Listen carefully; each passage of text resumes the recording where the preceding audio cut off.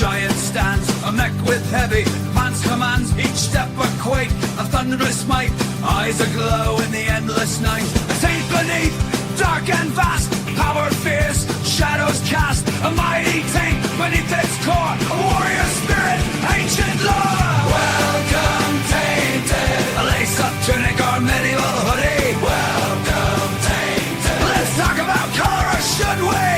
Welcome Tainted, thinking outside the blocks. Welcome Tainted, thanks for joining us, you rock!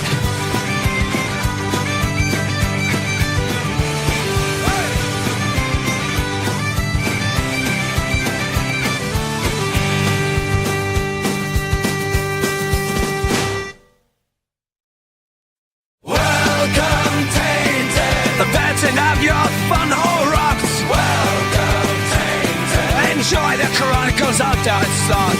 Welcome Tainted. Thinking outside the blocks. Welcome Tainted. Thanks for joining us, you rock!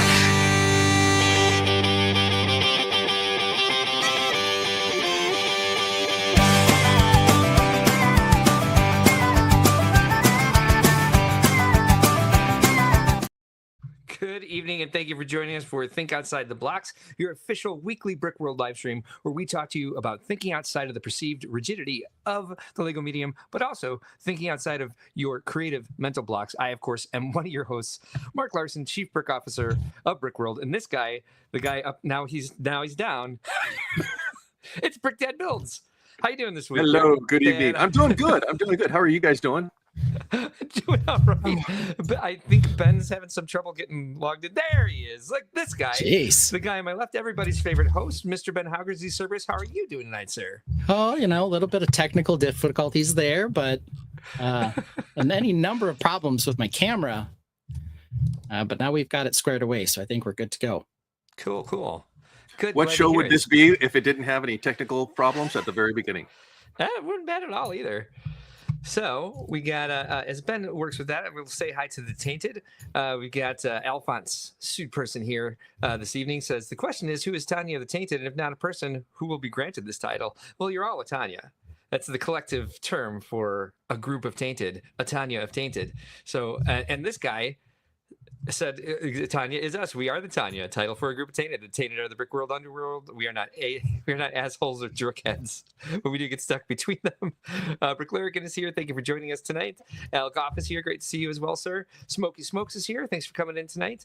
And Brick Built Labs is here as well. Thank you very much for being part of the Tainted this evening. As always, if you like what you're seeing, and why wouldn't you? It's been fun so far, right? You can like and subscribe, turn on your bell notifications, and it will warn you when we're going live, which I randomly do sometimes late at night playing Animal Crossing. So you may want to leave those off if you're not in Animal Crossing or getting notifications on your phone sometimes between 1 and 3 a.m. Choices, options, but you can still like and subscribe without turning on the bell notifications if those late night notifications get to you. V Mac Attack is here. Good to see you tonight, sir. Papa Rex is also here. Yashua is here as well. Good to see everybody tonight. If you want, Ben, I can bring up the. Oh, you got it. I got it. I was going to bring up the show run. No, see, this is a task for me today. So I tried into the studio, and I have a nice camera, right, so that I'm nice and crystal clear, 1080p. Yeah, is that the one you're using right now? Well, is it a little fuzzy because I'm getting the low signal, the dreaded no signal thing. Signal thing. I have an eyeball. Yeah, but it was looking absolutely terrible when I had the camera on. So I tried to restart. That didn't fix it. So I unplugged my camera and then plugged it back in, and that finally fixed it. But because of that, I was like a minute behind, and I had to get all the showrun stuff in, and hopefully we can get the connection stability fixed here. But while we're doing that, we can look at our showrun, because here it is. We sure can. Look at that. Yeah, and so we chose this week's letter. We've done B fairly recently. We did it again because we were trying to figure out what we wanted to do for some fun today. And so we were asking the Google machine or the ChatGPT machine for some nonsense words that we might want to use. And it eventually produced brouhaha and blatherskite. Yes. So those were the words we picked, and then we backrolled everything to the letter B. So we're going to talk about blissful or boring weeks. We're going to talk about Brickworld news and notes, because I know you've got some Brickworld information to give us. I sure do. Yeah, bricks butted up to other bricks. We're going to bring me the news and the gloop. That sounds like the news, and we only really have one thing in official news, though. We definitely have plenty of images of another set that maybe we'll talk about some. Leaks and rumors flying around out there for sure. Yeah, then we'll do our brouhaha or blatherskite. Then we'll do a close call with Barely Balanced. And then back to books. For me, at least, school starting soon. Still another week out. But soon, my kids will be back in school. And we'll have to see what our schedule is, since this is a holiday weekend next weekend. And we'll have to figure out where we're all going to be. Man, CPS started last week. CPS, by the way, Chicago Public Schools, not Child Protective Services. Child Protective Services is always working. Here in the city, we have DCFS because CPS means Chicago Public Schools, but they started last week. Yeah, lots of people starting earlier. We don't start until after Labor Day, typically. Jazzy is here. Good evening, Jazzy. All right, I'm going to see if I can stabilize my connection with a quick trick. I'll still be here. I'll still be listening, but my video might vanish for a minute. Here we go. All right, so we will start with B for Brick Dad Builds. Was your week blissful or boring? And is he frozen as well? Am I frozen? Is everybody here? Is anybody here? Hello? Hi. Hi, everybody. I guess I'll start then until we get Chris back here. My week was neither blissful nor boring. What? It's got to be one of the two. It does not. This Yes, is it not does. a close call. This is what it said. Blissful or boring. Yeah, it's neither. I had neither one of those things. It was very just action-packed, I'll say. There was lots going on here as I told you about last week, as I came in right after the truck that drove by our house and pulled down our power line. Took out the internet too. We got that wrapped up around Tuesday at some point, and then I had one of our amazing staff members, David Turner, came out to stay with us so we can get ready to open Chicago badge sales and ticket sales. And where's Chris? I wonder what happened to him. I don't know. And then Matt had his niece stay with us this weekend, which she's a lovely person, and I'm glad she made it here. She is in her 20s and looking for a new job. And Matt always likes to have his nieces and nephews come and check out Chicago so they can learn the area and decide if they ever want to maybe be there. Oh, the internet dropped out. Oh no! Oh, so we no. lost Chris altogether. That sucks. That's what I was like last week. I had to drive out to my storage unit and pick up a business hotspot to be able to join for the last hour of this last week, which I can't believe I was able to stream from. Yeah. With the Animal Crossing Well, stream. And then, so I had to clean the house for the company that was coming, and Matt and I had not cleaned the house for quite a while. And then just having company here, no matter how lovely of a person she is, it's always kind of just like an extra hectic thing to do, take care of the dog at the same time. And then today, after Matt went to take her to the train, I took an Uber home to walk Orion, and Orion got bit by another dog, a very aggressive, reactive dog. She's okay. She's got 3 bites on her, and we were able to get them cleaned up. She wouldn't let me touch them at first. And so I'm just a little I'm still sort of anxious from this. Matt's going to take her to the park when he gets home. To make sure that she just kind of check and see if she's reactive from it, or if she's any more skittish towards dogs, if this affected her. She has some PTSD from being attacked this way. So yeah, I had a little solo there for a second. Superhawk is here as well. Yeah, it's a lot. So one of my favorite people. Happy evening to you as well. Happy evening. I don't know why I said it 3 times in a row, but I did. Zizu Salt and Fuss is here. Brick Dad already said that. Sorry. VMAX says, did some bee for boomsticking yesterday. That was blissful. Oh, nice. Way to use the bees. Algoff says he had a truck pull down his internet. Yes, that was me. And power to the house and the entire meter and the mast, or whatever it's called, all the conduit. And it ripped it out the wire harness from the box to the house.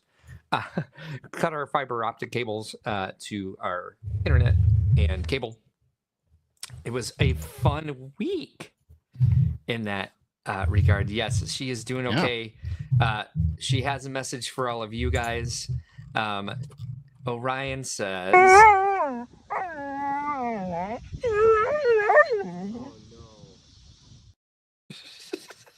Oh.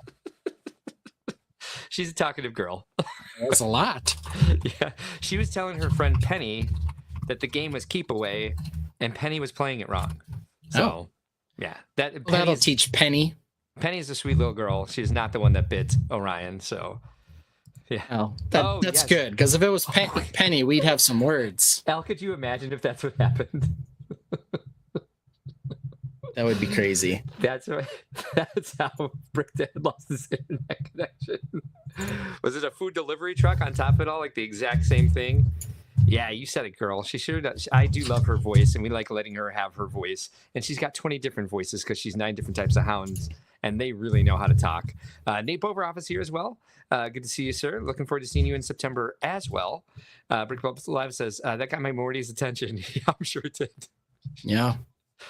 She's talkative, and that's one of the few times I've been able to get her voice on video, because no matter what she's doing, I'll take out my phone and she'll be like, what are you going in your pocket for? You got treats for me? Brick Jedi is here, says ahoy hoy. Ahoy hoy to you too, sir. Say, Chris, if you get your internet back, please feel free to join us again. And by Chris, I mean Brick Dad, sorry. It's a weird name to call Brick Dad, right? Yeah, it's very strange. I don't know. His name is Brick Dad. His name's Rick Dad. Hey, Brick Dad entered the studio. Oh, he's like secretly hidden there. Did you see that we got a notification? Yeah, I saw it. Like I've never seen. Has that ever happened to us before? Not that I'm aware of. Yeah, same. But maybe it's because he's like oh yeah, too many people pushing buttons.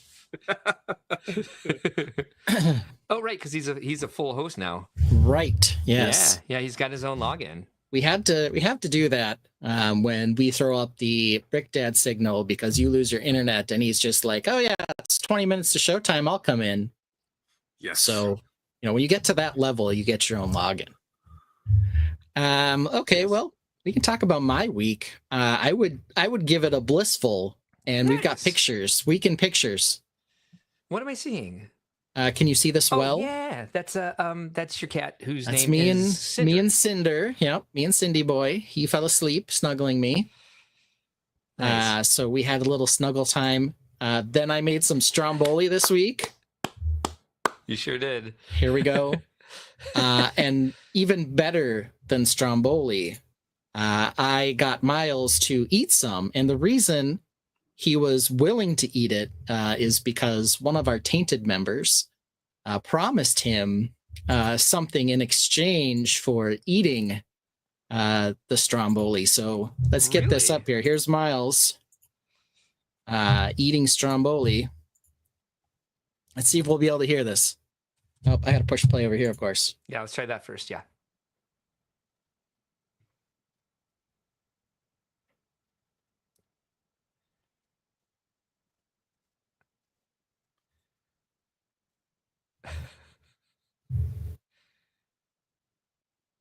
Can't hear anything. There he is eating it. Okay, you couldn't hear that? No, but if you upload it, you can play it directly from the. I know how to do it, man. Just give me a second. Then why didn't you do it right the first time? Tech says, "Why was he against it to begin with?" It's just rolled up pizza, man. I know. It's kind of ridiculous. It's the grossest thing he's ever eaten in his life. Is that in his entire life? I believe. Yeah, yes. Yeah, the grossest. Yeah. Not hyperbole. Yeah. So I can do it this way, and then we'll be able to get all of it. So he'll say why he's eating it here. Okay, let's see if we can hear it this time. Hi, Mouse. What? Eat you some stromboli, boy. Madden 26. Oh, someone's gonna give him Madden 26. Madden 26 on the line. Goodness. How's it taste? Say the words. What? Say the words. How is it? Not great. What? Not good. Not great. Meh. Meh. I'll put some pizza sauce on it, boy.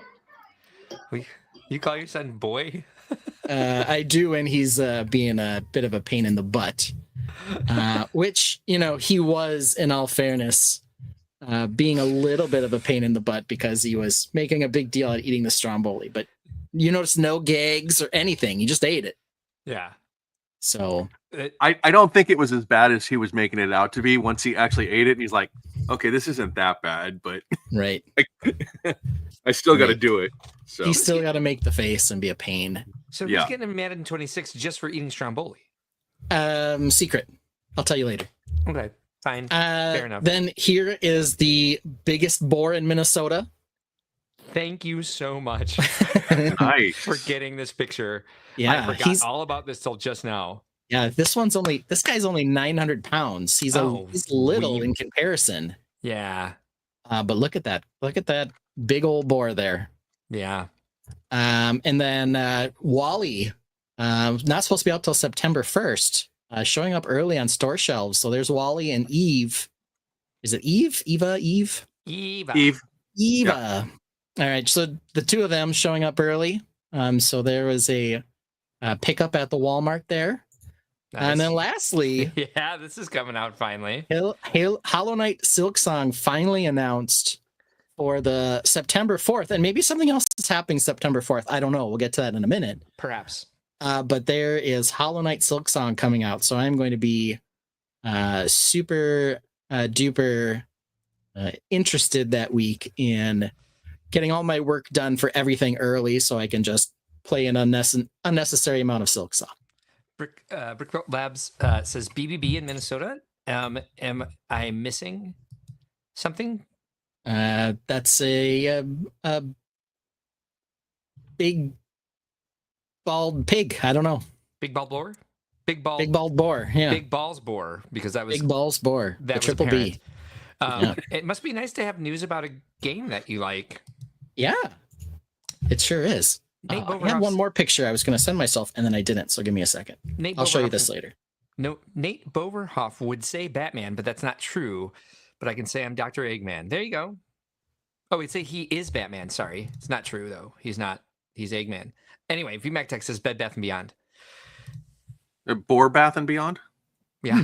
Boar Balls and Beyond. Yeah. Yeah. Or something and something. Yeah. Yeah. Nice. Yeah, I got me a couple nice pickups this week. Oh yeah, was yours blissful or boring? That I asked. I started with you, but then I know. Yeah, I would say it was blissful. Son's birthday's coming up in just a couple weeks, and he is picking up the Krusty Burger, and got a bonus. But when we went into the store to pick it up, beef or bonus. 2 of the GWPs. They had extras, and these are the Simpson living room GWPs. Nice. Sweet. Very cool. So they had one and said, "Yeah, we just have a backlog of them that we are trying to go through." And I'm like, "Do you have an extra you would like to get rid of?"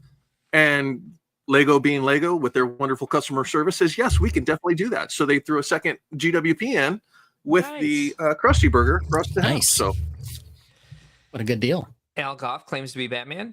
Nate Boverhoff says Batman Bath and Beyond. I don't know. There's lots of bees thrown out up there now. So that was our weeks. Tons. It sure was. I can't believe you don't have boar in our show run. I mean, you could have said blissful or boring week and been like super dad joke about it. I could have been, but I didn't. I blew it. You did. He was staying basic. I'm not even sure why I'm here B for basic. at this point. Right. Because B for bit. Orion got bit, and now we're all kind of in the B boat. We're just little bees over here. You sure? I will say also, my sister was here this weekend for the Benson Boone concert. He started his world tour in St. Paul, Minnesota. Awesome. Nice. And so we introduced Cinder to her dog, Aria. They don't love each other yet. But it went better than I thought. Cinder did. The on the wall is what you're saying. Yeah, they might be besties eventually. B for besties. Yeah, but they're not quite besties yet. Lego Timmy has joined us. Thanks for being here tonight. Appreciate you. What does that mean? Appreciate yet. Appreciate yet. Yeah, appreciate all that yet. Appreciate you being here, and I switched to appreciate it. Yeah, and it came out as I appreciate yet. I also this will relate later to one of our close calls, but I did want to show this as well. I got a member of the Tainted sent me a picture of something they were working on. Ooh! And so here it is. It is Oh, nice. A mosaic of the Ferrari driver, number Is- 16 in the That's F1 cool. series. Was a VMAC attack? It was not. Oh, okay. Yeah. I So wonder here who. it is, and we'll talk about it later. But nice checkered flag in the back. We got a little kind of like a modified version of the Lego Art Spaceman to a Ferrari. I really like So the gradient on the visor. on the visor. Yeah, Mhm. that's done very well. Apparently that's Charles Leclerc. Who knows? I think you The pronounced Ferrari it driver. Yes. correctly when you said Charles. I do believe that's. Charles Pocket Master Leclerc. says that's some good yit. Leclerc. Appreciate Yeah, anyway. that very much. Chuck. There he is. So that's what we have. Because I'm still saying that I have low internet, I'm going to try to restart, even though I already did. Yeah. But while Well, we do have a B for business if we Right. could use that at the moment. that's what I'm going for here. So while I am aware, I'm away doing that, I am aware that Mark has an announcement regarding Brickworld. I do. So Mark, do some Brickworld news and notes. I'm going to Okay. restart, and I'll be back here in a minute. Fine. All right, my turn to business. So here we are. Here's the show run. Here's Brickworld Chicago's website. You can find this here at brickworld.com/convention. And there's a fun little button here that says registration opening soon. Well, guess what? That date is September 4th at 5 p.m. Central, which is 6 p.m. Eastern and 11 p.m. Greenwich Mean Time. I believe I'm correct on that. 5 p.m. Central, Thursday, September 4th. And at that time, also, we will open up the hotel room block, which we have a lot more rooms this year than we did last year because 1/4 of the hotel is not under construction this year. So that should go better for a lot of people. That was eventful. That was eventful. Last year at the hotel, for those of you that didn't get to make it last year, the hotel was under construction because they're doing an addition for some more amusement and stuff there at the hotel, as well as renovation of rooms and room blocks like that. So there were several times we were going up and down the elevators. If you accidentally hit the wrong buttons by leaning against them, that you would open up multiple floors, possibly 2 plywood sheets blocking the entrance for you to be able to get out of the elevator at that floor. So, and like what looks like a police line and maybe some sawhorses. Yeah, there was. yeah, it definitely was some CSI crime scene video making going on there. So one of my favorite, and I did say a quarter of the hotel. I do believe it was a third because the way you accidentally leaned on those buttons was down the one row on the far left, and every floor that we stopped at. yes, so great. But yeah, so Brick Dad and I got to tour the under construction floors inadvertently, surprisingly, but it was a good time. Like what Timmy said, renovations were going well. No. Lego Timmy was in a car accident 2 days ago, so also his week was not boring or blissful. And I'm so sore and tired. I'm glad to relax and watch the stream. Glad you're doing okay. Hope everything. Glad you're here to watch it. Thank you. Yeah, 100%. Algoff says, is the event in the hotel? So the hotel is attached to the event center. So there's a 100,000 square foot hall that we rent, and that's where all the displays are. There's a 50,000 square foot ballroom that is half displays and half ceremonies room, and there's a bunch of breakout rooms, and then about, I would say, 0.8 mile walk away. It's not that far. No, it's not. It is a long ass walk. From the elevators to the convention floor is less than probably 100 yards. Yeah, but you're inside the whole time, so it's not like you're walking. Like it's all the same facility. And so the hotel is right there. There's a restaurant. There's 2 bars. There's a shuttle to restaurants and the mall that's nearby. A really cool property. It still blows my mind, Al, that I know you so well, and yet you've never been to Brickworld Chicago. We know Al Goff through what's it called? Brickworld Indianapolis, which is also coming up soon, and tickets are also on sale for that. But for now, keep an eye on this page. We're going to be dropping the prices, but I will tell you right now, this year's early bird pricing starting at $130. So we did go up $10 from last year. Also, it's going to go up much faster than it did last year. I don't remember the exact dates, and they're not on the website. And why would I know something about my own business? I don't expect that out of me. But We got people for this. It will go up faster and higher this year to the point where if you order after May 1st, I believe, again, don't quote me on this, it'll be up to $250 will be the highest price for the Full badge pass. pre-sale badges, yes, and they'll be a little crazier if you want to come in and buy them on site. And we haven't landed on a price for that one yet. We've got some time, right? However, we're doing some fun things this year. We're trying to get a lot further. We had a great year for like feeling like we were ahead and feeling very comfortable with where we were at with setup, and things were much more smooth and calm for us behind the scenes with staff. And so we're trying to get even further ahead of that this year. So what we're going to do before we open registration is we're going to send out an email to everybody who ran an event last year. If you don't know, the majority of the event schedule is by attendees. So it's for AFOLs by AFOLs, and like it's caused like the shows, like I think the reason so many people feel it's such a good show is because it has organic growth, in that it is, we don't set up most of the events. We just provide the space and then do the scheduling and then provide the equipment for what people want to do.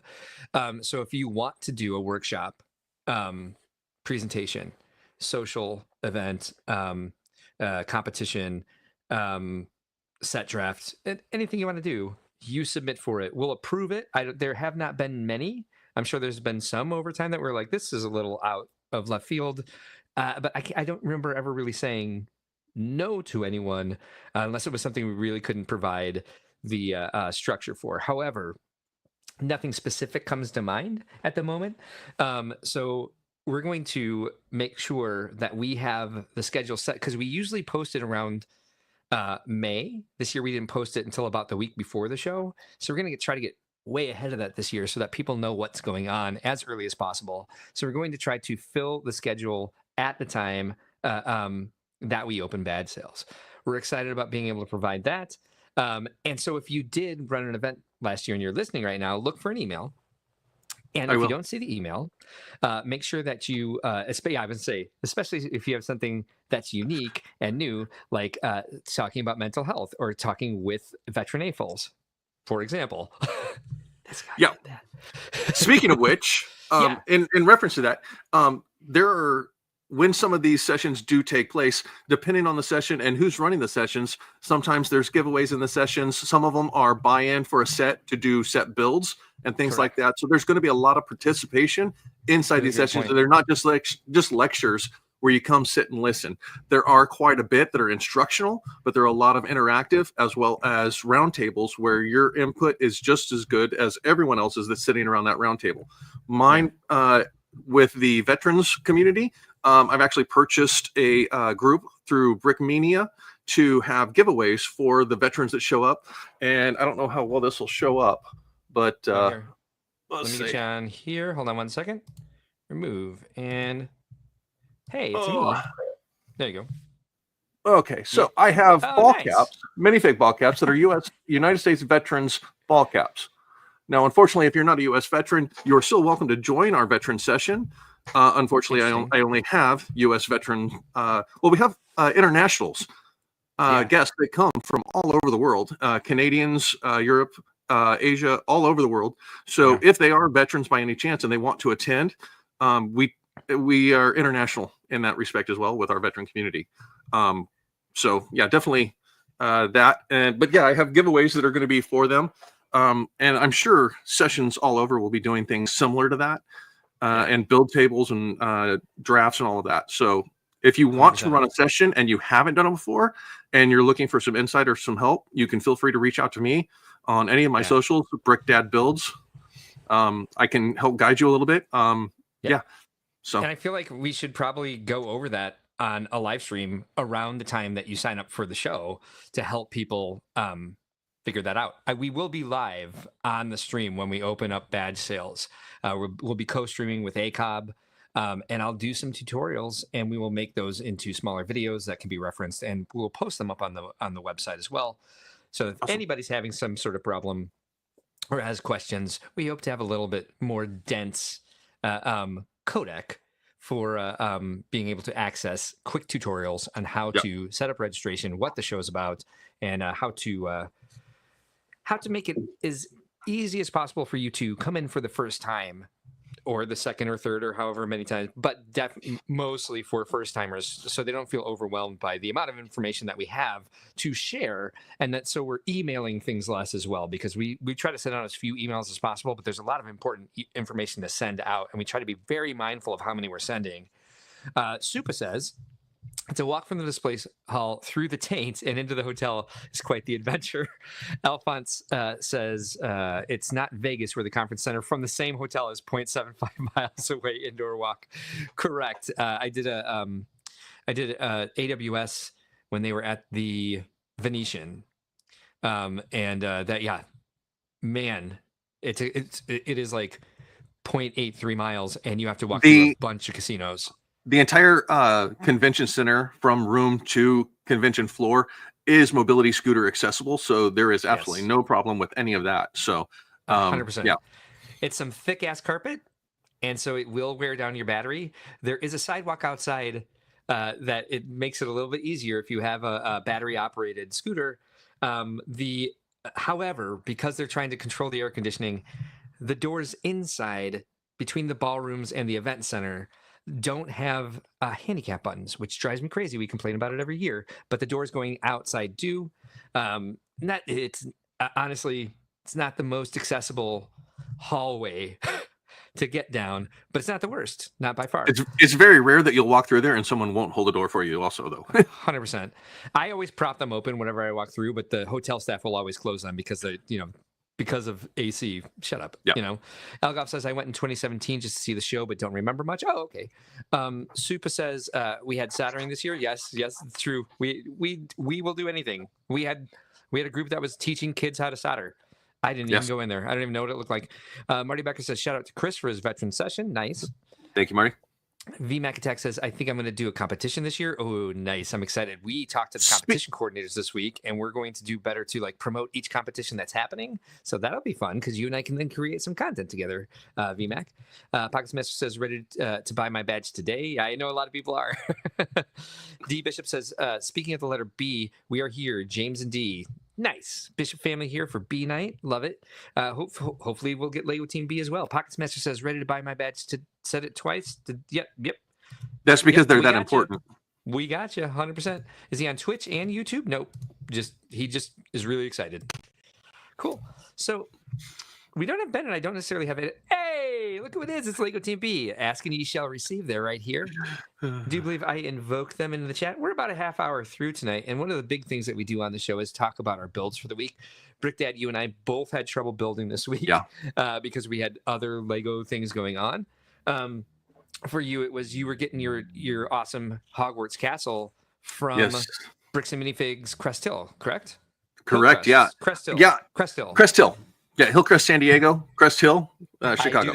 I do that all the time. Thank you. Yep. So I've lived in both cities, and that's something that I've been blessed with this year was getting to know Ryan and the Crest Hill family over there. I was invited to display my Hogwarts since I did not have it at Chicago this year because I had a collaboration build this year.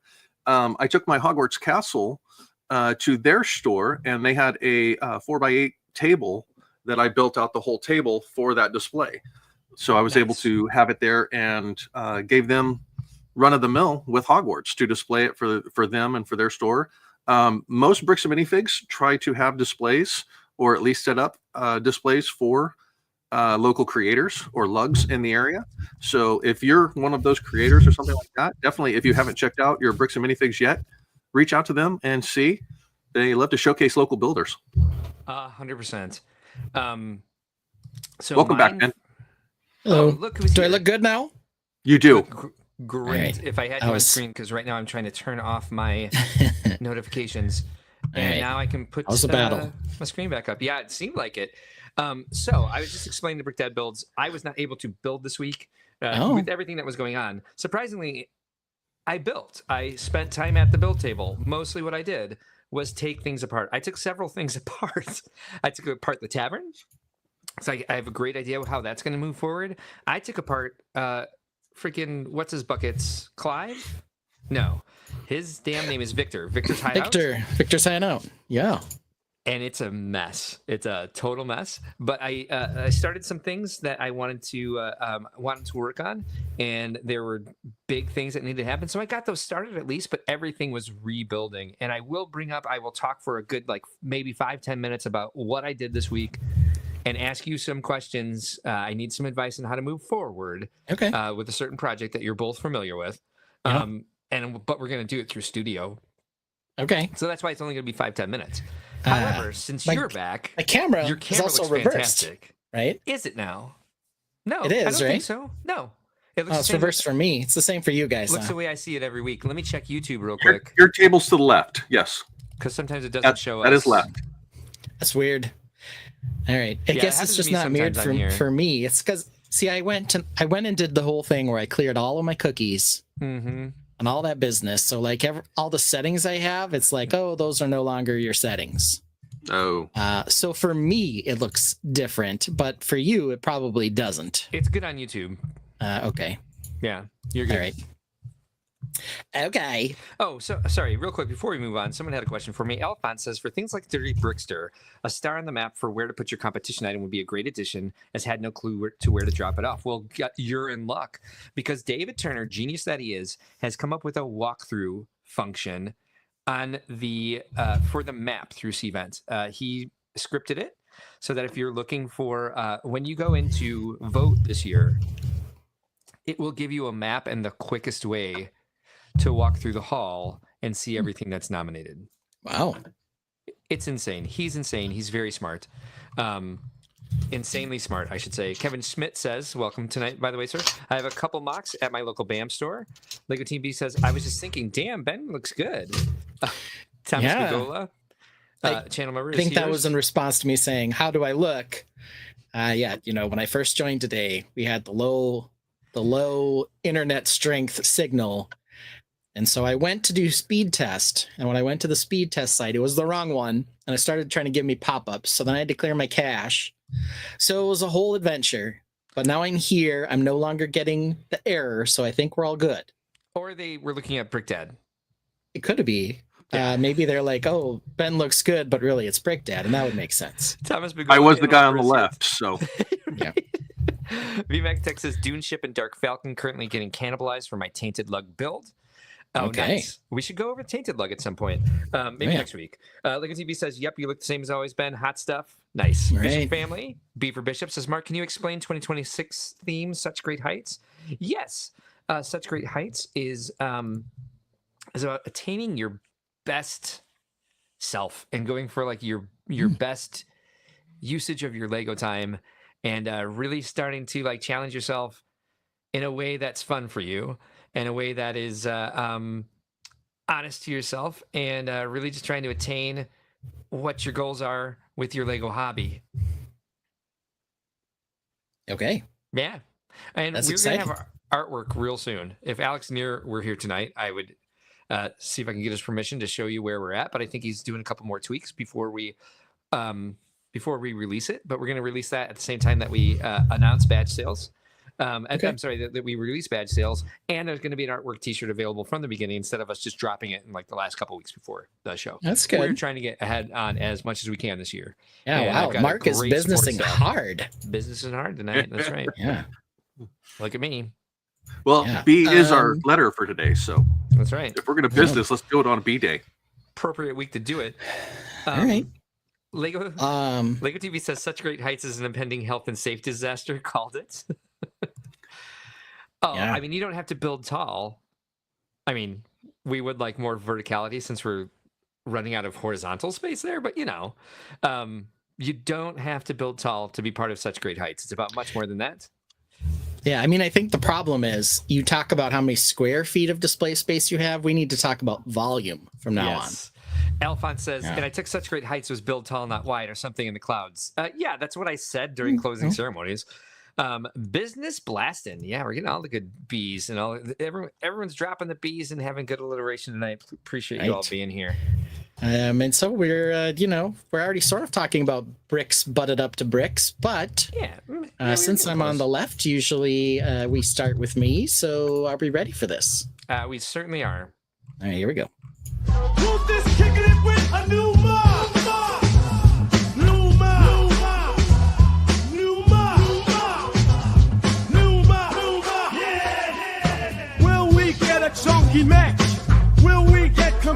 tech, an orange spaceship so sleek. Does he hate castles this week? Does the new mech have a wicked thing? Has the castle from last week been reshaped? Has he built 5 orcs and welcomes the Cerberus Daddy Ben? Yeah! Don't define me!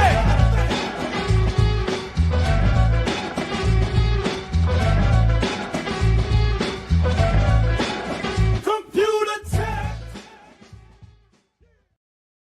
Ooh, I got it. Look at that. Ooh, you nailed it. Good job. Well All right. done. So, The Wolf in the Woods. We've been Oh, wait a working on minute. this. I thought the name of this was The Wolf in the Woods. The Wolf in the Woods. Ah, there yes. we go. Okay, I thought we were talking about the same one. Okay, perfect. Yeah. So the big change here, of course, is the trees are now done. I also brought in some of my modular hexagons to kind of fill out the space. The big old tree in the back is very big old tree. Look at that thing. Look how massive it A is. lot more orange tree back there too. So yeah. More orange tree, but look at the Orange tree size is of that gorgeous. monster back there. Wow. Oh Yeah. yeah. That's got some. You got that. It's got some girth. Yeah, it's a girthy boy. And then I redid the trunk on the red tree here as well. It looks a so little before. bigger as well. Yeah, before it was a little sloppier. Now it's far more roundy. It's far more of a roundy boy. Okay. Six-sided. I don't know if it's as exciting as the other tree, but it looks less sloppy now and more like a tree trunk. So that's where we were. I definitely don't have everything I want done on the yellow tree done yet. But it is definitely very tree-like. It's got a lot of branches. You have And a lot of definitely leaves. maximized the footprint of those hexagons with everything that you've included on there and across it. So, with the exception of the one in front, the small little smexagon, Yes. which I know you have a plan for putting something on it as well, I'm sure. This is just a boring leftover one. It never really had a design on it. Yet, So it just kind of went to fill the space. I don't mind it proportion wise. I don't mind the way you have it there, like a little bit flat, maybe a little empty, because it's really making a nice composition when it comes to the proportions. Quick meeting between the four of us. Small Copper things. Valor says that she's been looking at Lego sets and she's wondering how hard are the T-Rex and the astronaut. Well, damn, girl. Like, so if you found the succulents aggravating, I think we should start with something smaller than both of those. And I would lean towards like something Animal Crossing or botanical, since those are your interests, and that might be something that you want to keep. The T-Rex is probably one of the more difficult ones out there. Astronaut, maybe not so much, but oh, look at this. Brickted Build's got, what is that? Bunnies. Hold on. Bunny's campground adventures or Bunny camp adventures, something like that. Yeah, that thing's available for like $3 in Yeah. places. But we could certainly talk once I find this Discord link that you dropped on one of my live streams. I just got to get to that. And this week had a lot of stuff fell through the cracks this week because of all the crazy stuff we were dealing with the house. I don't know what time you got here, but then my dog got bit today, and I've been very upset. Ever since then, I've been out of sorts all day. Ultimate candidate Ralph Nader is here. Thanks for being here. Says big tree looking good, liking the yellow color edition. Space trees for the win. Yeah, these are space trees. Space trees? Are they? Well, I happened to join Friday Night Bricks for a little while and explain that, of course, I was building space trees, not castle trees. Of course. And, you know, they're Of space course you trees did. because they're not green, right? They're yellow and red and orange. Good point. like- Good point. What color you know? yellow is that, by the way? I believe that would be flamish yellow, orange, flamish orangish yellow, whatever the name of that is. The same color as the new Wally. Al Goff is liking it. Clever Pig says, Copper Valley, the Technic McLaren P1. You'll be enamored. Thank you, Clever Pig. Copper Valley says, I like the Enamored. museum, but dang, it's $80. Well, again, since you're doing In this this for our museum. live stream, I will send you either a Lego gift card or ship it to you, depending on your level of comfortability of being comfortable with me knowing your mailing address or email address for that matter. But I can send you a gift card through your email, and we will purchase it for you through the stream. Since you're gonna Fancy. being so gracious to come on and build Lego with us. I'm very Yeah. excited about this happening. Rick Larrikin says, great job with the foliage, Ben. Alphonse says, autumn trees would do well at Fort Wayne Halloween theme. They would, but I don't think Ben's going to be at Fort Wayne. You're invited. Long drive. It is a long drive. Long drive. You can see, Mhm. we were working on this as our Who's this original guy? concept. Yes. I have comments about this one. So there's kind of the original, and Yeah. then the new one looks. I think it's, composition wise with the hexagons and everything, it makes it a lot more interesting. Yeah. And if I was looking at these builds on a table, and the one in the back, the original, was given a 7 score, the one up at the front that you've now built and reimagined, so it's definitely a 0.5. And the only reason it's 0.5 and not a, because I know you're not done with it, because you will continue to add or tinker on it. So Yeah, it does need a couple tinkers, but we're getting close. The big things are the tree in the back doesn't have like much landscaping around it yet. I'm still working on that, so you can kind of see through the hole there. There's also probably going to be something back here. I just put another one of my hexagons back there. Will to fill there- the space? will there possibly any type of transportation, hand cart, or Well- anything like that? Or Well, Cows. so one of my hexagons that I didn't include in here has exactly that. So it would be a fun addition. It's got a couple of trees with a guy chopping wood, okay, which would fit in nicely with this. Also, I haven't turned the lights on yet, so we can do that here in a second. ooh, yeah. Couple comments here. So- We have Ahim Bricks, who's a channel member. Thanks for joining us tonight. Thanks for being a channel member, Ben. It makes me think that I need to update the intro, because I don't think it's accurate anymore. Probably says, "Love not. the color variations." Dale Sims, thank you also, Dale, for being here tonight. Says, I love the angular shape of the display base. Ben, can you pull a couple of those apart and show Sure. him your philosophy and your new what are we calling it? Hills? Yeah, well, hills if it's actually a integrated modular standard. This is more calling it for me. I call them the flexagons. Yeah, Right great name. here we can see the shapes there. So this one's a pair of hexagons that are connected. The big tree in the back is on the same size hexagon as this one, which these are the medium-sized hexagons. Then we have the small hexagon, and then the triangles to fill in the gaps when we move from one size to another. This well was built for one of the previous hexagons that went on some of the other MOCs I did. But this is kind of the beauty of the standard, is I can just say, hey, I've got a well already. I don't have to build another one. I can just move it over to this MOC. And we would love to share some of these So- proportions with you, but I've been trying to put together a studio file, but I keep asking the guy who developed the system for the actual dimensions, but for some reason he's totally ghosting me on the answer. We'll see if I can get a hold of him at some point. I don't know though. if that's true. Now, just to point out, the difference between Tries to the answer. hills or the hexagonal mills plate that Moto has Mhm. designed, the main difference between the flexagons and those is the technic aspect of being able to interlock them, correct? Yeah, so the one that Moto is developing, and I don't know when he'll share all of it, but it does have Technic pins on it, and it's built with some Technic bricks on the sides that have pins on all 6 sides, so you can connect them. These are all done with cheese slopes, so they just push up to each other. Of course, it makes them easier to move around and reposition. A more complete and all that finished stuff. edge. Yeah, you can see the finished edge And kind of gives you everywhere a on little bit this. more like way to So- reconfigure, give it a new setting. I do agree with BrickDad builds that we've gone Yeah. from like a 7 to a 9.5, because what I like what you're capturing here is in the woods part, and that the Mhm. house blends in so well with the trees. Like you Yeah. don't even necessarily know it's there at first, and that's kind of like that's what's going to capture people's imagination and make them notice it. The exaggerated Brickworld. angles of the walls yes. as well from where The they caddy- were. Cattywampousness. Cattywampousness Cattywampousness. Yes. has been enhanced for sure. I Yep. love the cattywampus. This is something I've always wanted to do, and it's very inspiring seeing you do it so successfully.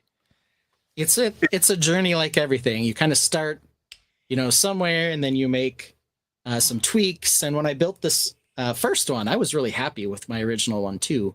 I was too. And there was a lot of, it did look a little cattywampus, but I didn't exaggerate it a lot. I was still kind of within my style. Yeah. But it was like, well, looking at this, I'm like, the roof doesn't look as, crazy as I would like. And the wall leans forward a little bit and it's braced. Yeah. But from this angle, you can't necessarily tell that it's doing that. So I kind of wanted to exaggerate it quite a bit more with this one. I've never seen a mock revisit like this, like the way that you're taking what you originally did and really enhancing it and like doing it over while keeping the original one intact. If I was to do this with my own stuff, I would completely rip apart the original to use all the pieces, it's very cool. It will being get able to ripped see apart, both.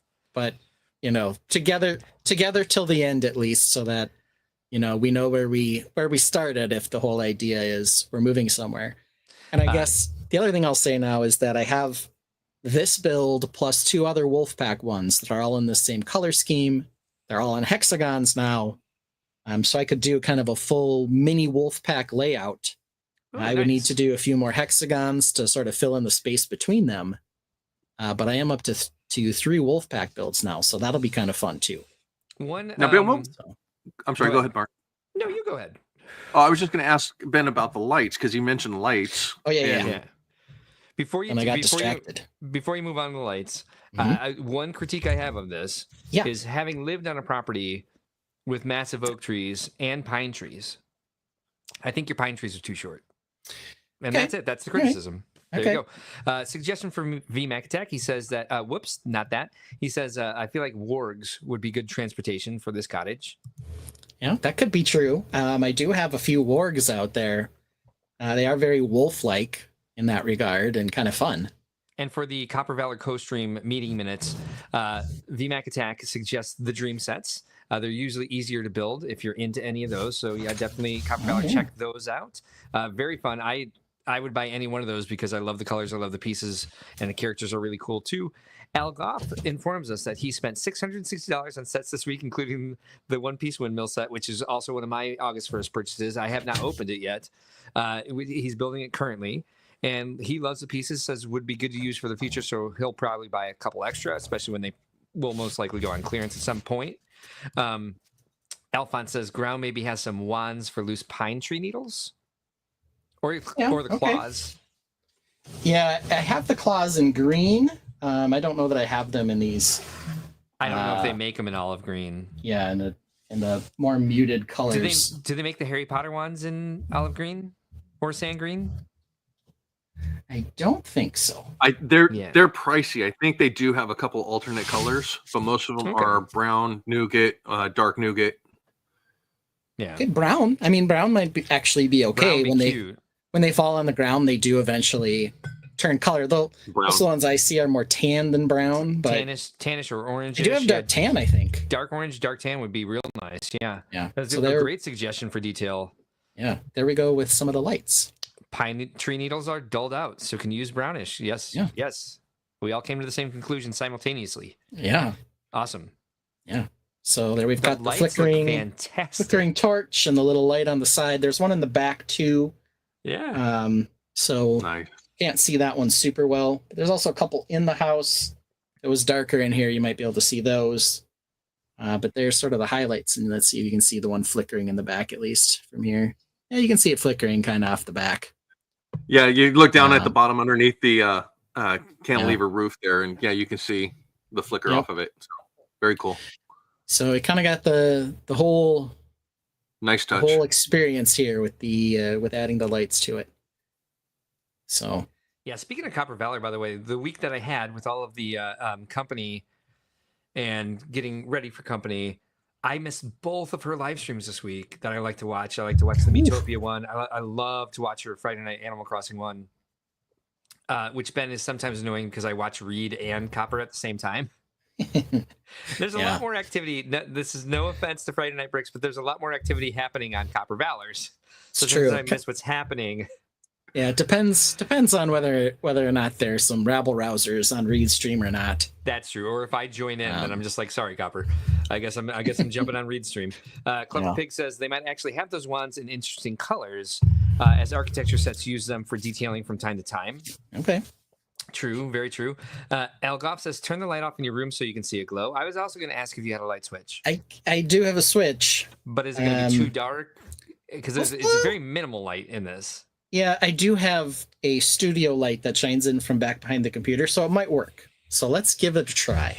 Let's do that. In the meantime, There we Alphon go. says, can you adjust the flickers? And I know you've said it before, but what company is it that you use for that? He uses Brick Stuff for these packs. And this is like, I believe, the medieval Yes, it is starter Brick Stuff. pack. Oh, yeah, Ben, this looks great.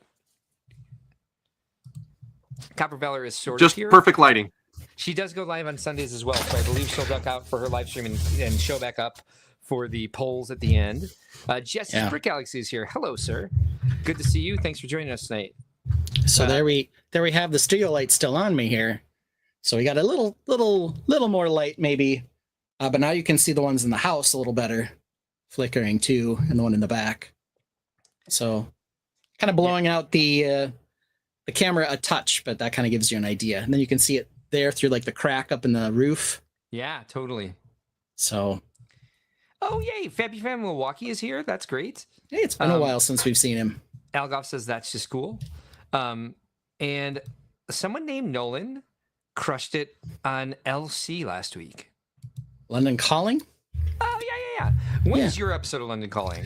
Well, it was going to be this week, but we pushed it back a couple. I guess Greg overbooked. So I think it's later in September. I want to say the 22nd, but I don't know if that's correct. It may have been the 22nd of August, so it's a different day in September, but it'll be in a couple weeks. I'm going to poke in here real quick. I have someone that wanted to say hi and good night to everyone. Oh, nice. This is Emmy, my daughter. Hey, Emmy. So she was headed to bed and she just wanted to come in and say good night to everybody. So Oh, look at Hi, Emmy with the mask ready to please say good night. shut those eyes and go to bed. Yeah, very much so. So Monday morning school tomorrow. So It's awesome. thank you for the interruption. Nolan is Clever Pig, who also says gorgeous mock Ben. Thank you, Mr. Pig. Apparently, his computer let him down halfway through. We know that. That feeling for sure. Jazzy Viking Brick says looks good. Powerbomb Nation says good night. Thank you for joining us, Powerbomb Nation. Believe it's the first time we've seen you. Is this another one of those men where I'm like, oh, he said good night, so he's leaving, or they're leaving?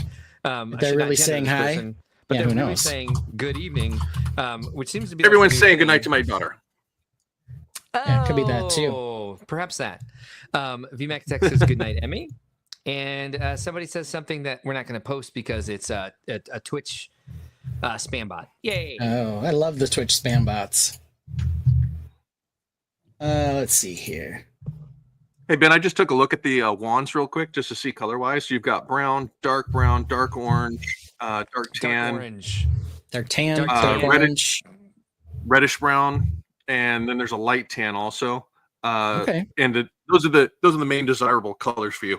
No greens, no olive green.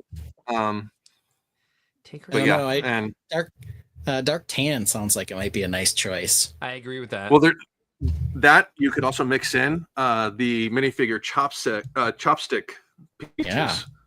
to Yeah. have varying styles of wands or those. So All right. Yep. Powerbomb was confirming, saying goodnight to your daughter. yes, And thank you. I just verified I will be on London Calling on September 12th. Hi, Awesome. Vizier. So Hi, Vizier. there Thanks we for joining go. us, Brickhive. Good to see We're doing Ben's doing Brickworld After Dark. I'm not even sure if I'll turn my lights back on. I might just roll like this all evening. You know what? You know? Why not? I'm already here. Yeah. Yeah. 100%. So, well, that's what we got this week. That means a looking little more fantastic. touch up on Beautiful this. Yeah, a little more touch up on this, and then we'll move over to the cog. Ooh, Ooh, cog nice. ship coming. Yeah, great. Yeah, we'll get to that Ship? cog ship. Ooh, Brickhive, I think we have ships coming in the future. Brickhive, I had company this week, so I missed your streams, but I'm sure they were fantastic. And I usually rewatch them as I work during the week if I miss them on Friday. But you've been doing a lot of really fun art stuff lately, too. That's been fun to watch. So if you guys don't know this person, I highly recommend following Brickhive on YouTube. Fun person.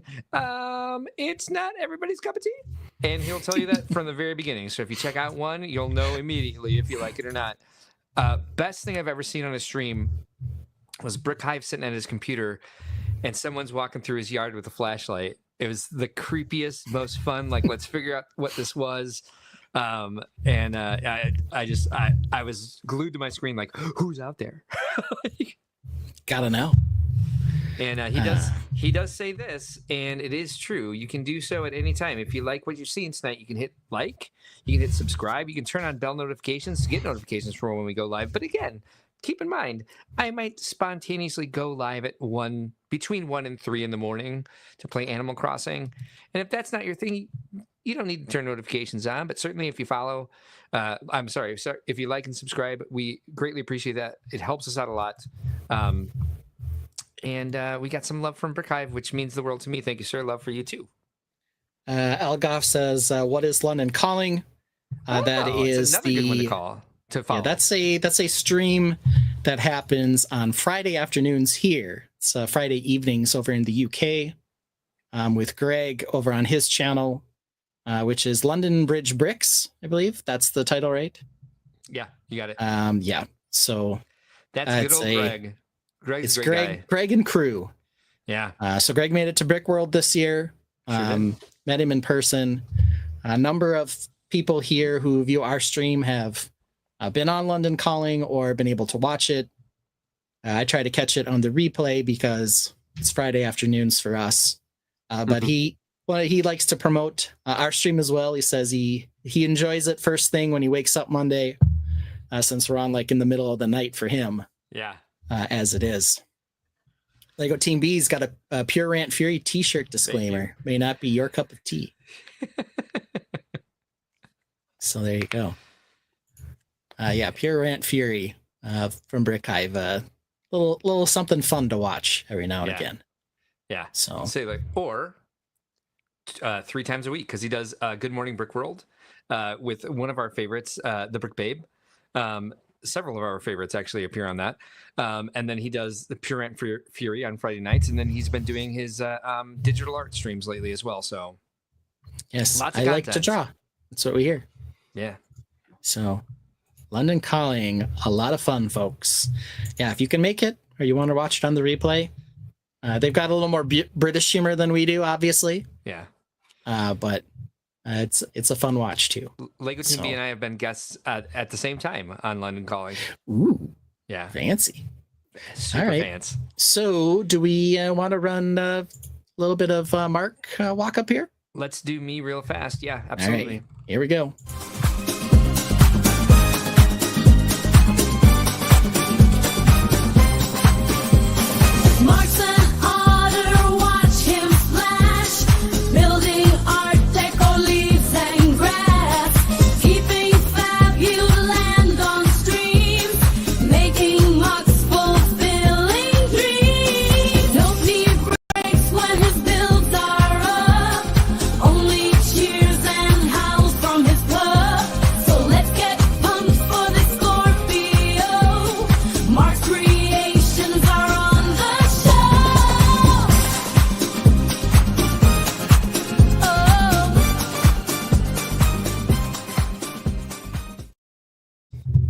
Going to start my camera tonight. What I am going to do is real quick, I'll drop this off. I'll do this. I'll show you what I'm working on physically. This is part of the Orchard House, going back to that. And so this is kind of what I started with.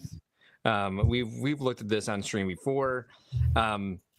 These columns I've fallen in love with the way I made them. And so I'm trying to build this into the house. Now that the cherry trees are gone from that, they're part of the pagoda house, I've got some new ideas for the orchard house. And so I've been working on that. The problem I'm having is if you see this column here, it is built with, real quick, we've got 2x2 rounds into this wheel hub piece. Yep. And the way that this happens is it's completely upside down, built into you can't see that because this came off wrong. Came off wrong twice. But this is basically a tube-to-tube build here, where I've got I've got a 2x2 jumper, a super jumper, as the Malaysians called it when we had them in the States, training them on building how to design for Legoland. So that sticks up, and then you take one of these, the tile with the hole in the center, stick that on there, and then you have the upside down column, which again has the wheel hub piece into a radar dish. And that's how these columns are made. Love it. It's a pain in the ass to work with and connect to other things. If you can see right here, the roof above it is actually not fully attached. It's about half a plate away from it. So I decided to drop this in the studio, as I often do, to see how to make what I would like to make out of this.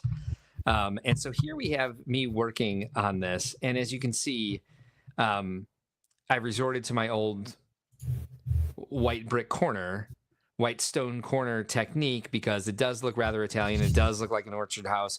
I don't want to use this technique yet again on this. The problem I was having is moving this up against the wall, even just the lip of this piece here, because it comes out a little bit, won't butt up to a brick. And then, of course, you have the problem of the 3x3 radar dish that doesn't even have a good inverted arch to kind of capture the edge of it.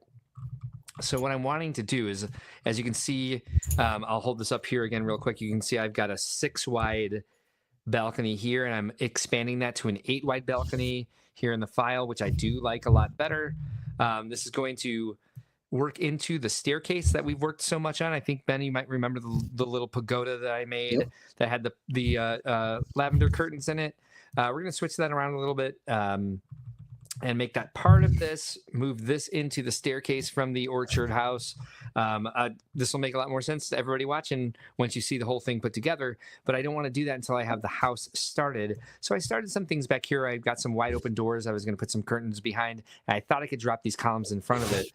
But what would look really nice is if this column could actually sit on a corner, and I don't know what to do with the extra space I would need to get around the lip of this wheel hub and the edges of this radar dish. Any thoughts or suggestions? Don't use those pieces.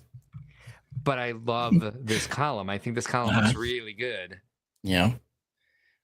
But that's the first suggestion. I guess the second one is being able to move it away from the edge of the house. Yeah. Onto an off stud. And it would have to be grid of some variety. Yeah, it would have to be like a full stud away from the rest of the house, which kind of pushes it pretty far back. And if I want to do this on a corner, I want it to look like it's actually part of the house. And it just feels, I'll be a giant baby and say, it just feels unfair that I can't fit it into the corner of a build. Oh, and now I'm on the low internet signal, so I do apologize. Matt must be working. He should have the dog at the dog park, but he doesn't. Looks fine at the moment. I guess really the only thing to mention, though, is the only spot where you really need to get pushed back is just at the very top. Yeah. So it could be next to the house, all the way up until this little bit at the end, where you're going to need some sort of method of getting around those dishes. Yeah. Could you go with a smaller dish for the outside edges? A 2x2 dish, or? So I think I think that would look a little weak, because it does, like, columns typically flare out at the top. And then the other problem there is this sticks out anyway by like the wheel. Okay. The tiniest bit, but you can't put a brick next to it. I tried to use this to catch the cup of the, but it's not perfect, but it does fill in the space probably more full than anything else I would do up there.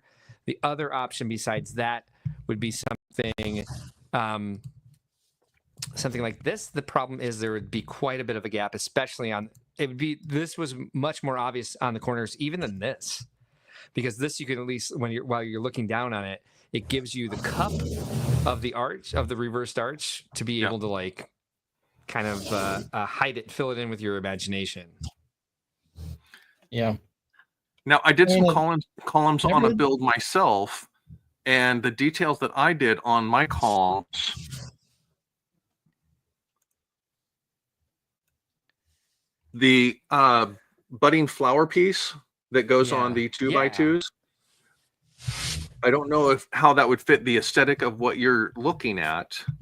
Where is it? It's around here somewhere. I don't know if it's in the vegetation section. I believe might be in plant. Yeah. Yeah. It is. Which one is it? Which one is it? Which one is it? Actually can't find it. I thought it wasn't. Yes, this. Yeah. I know that goes slightly outside, but it may be within, because I think it's within the one stud to the side. They do make it in white. They actually don't make this piece in dark azure anyway, so oh well. They make it in white. They at least change that. Yep, they do. Okay. This might be a good piece to solve some of this with, at least. Well, I threw it down in the green room, so you can take a look at how it looks on a column that I put in there. If you... Granted, this is all white, so it's difficult to actually see. I do see it. How does it... But so it fits in... it fits in here. So you can put, like... I see what you did. You can put a brick right here. Yeah. Okay. So it's an upside down. So you do a flat tile on top of it, and then you can actually tile right over the top of it or stud through it. Okay. To anchor it into the overlay plate. Interesting. Okay. So. Nice. All right. I will play around with that. I guess I could fall out of love with what I did make. I mean, because I could... The other thing that worked on this, because it's just one brick high, you can't do a snot next to it. Yeah. But if I had, like, even just a bottom bracket... I'm sorry, upside down... the backwards headlight brick, doing...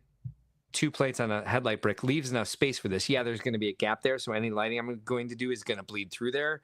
But at least very quickly looking at it, the geometry will work. Yeah. Clever Pig says, is the issue that the 3x3 radar dishes are too sticky outy for the outer edge of the building? Well, it's not the outer edge, it's the inner edge when it's up against the wall. But yes, that and also the wheel on the top has a little bit of banding around it that goes outside the perfect footprint. Yeah. So enough with the tech talk, Clever Pig. Well, well, I mean, that's kind of what we do, man. Like, what do you... That's We're thinking outside the block on this episode of how to get around a problem. Yeah. I mean, I guess the other thing that I'm seeing here, you know, is if you did put the column away from the edge of the house, could you fill in the gap between the edge of the house and the start of the column with something like you have those stack of cheese wedges already? Yeah. If you moved that stack of cheese wedges next to it, or if they were azure or something, would you be able to sort of push them out a little bit and still have it tiled up in there? So let's take a look.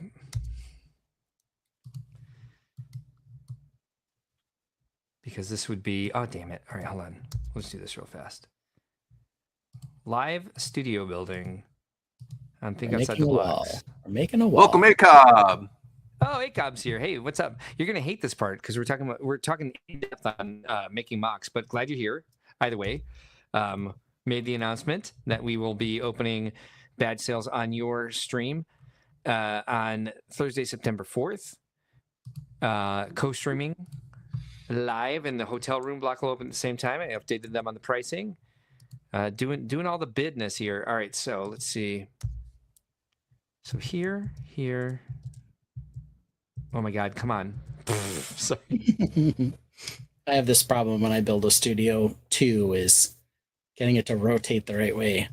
Yeah, let's see what happens if I do this. Bracket, where you at? Good old bird racket. Bracket. And they don't make it in this color, but that's fine. Figure out a way to do this other ways. Okay, so that's aggravating. Hey, Mark. Yeah. The 2x2 triangle flat tile, would that clear those to be able to build up over that The instead of the 2x2 tile that's just like the the onesie, if you will. yeah, it's the isosceles triangle, Gotcha. or not Where would that isosceles, go? but yeah, Hold on. modified tile. All right, so that's more what I want for there. And that does reach Okay. up right to the edge, and then I would just need something. So put a snot brick on top of that, and then try a cheese wedge on top of that. So the snot brick will be the right height for this. Yeah. And if it Okay. doesn't clear, Moment of truth. Does this work? And what happened to my snap brick? Why did I delete it? what happened to my Um, slope? What happened to my snot? What happened to my snot? It does. Look at that. That's not bad. That isn't bad. And It's look how nice and flush that is as well. That's a good fill in. And then let's see. Just to catch up with what Chris was saying. You're talking this one? Yeah, And make it in that to color fill they in do? where the two 1x1 tiles are. Slip it in there to fill that gap. Oh yeah. Whoops. Hey, how'd that happen? Yes. Doesn't exactly fill it in. Oh yeah, because it leaves this over. What about do they make Yeah. this? What about this bad boy? Oh yeah. They don't make it in this color, but Oh. Wow. Yeah. No way. Now that's sexy right there. That's sexy as balls. Yeah, we got it. Yeah. And then the quarter round right there to fill that. If you want to. It's on the inside, so it doesn't matter. Yeah. Get any color Yeah, you but want. it's a All right. fill in, man. That's a gotta put that on my wanted list since it doesn't exist in this color. But yeah, that's fun. Ooh, Got a Liam Brick the wow. Vet gave us a wow. Yeah, Like that one. I got chills.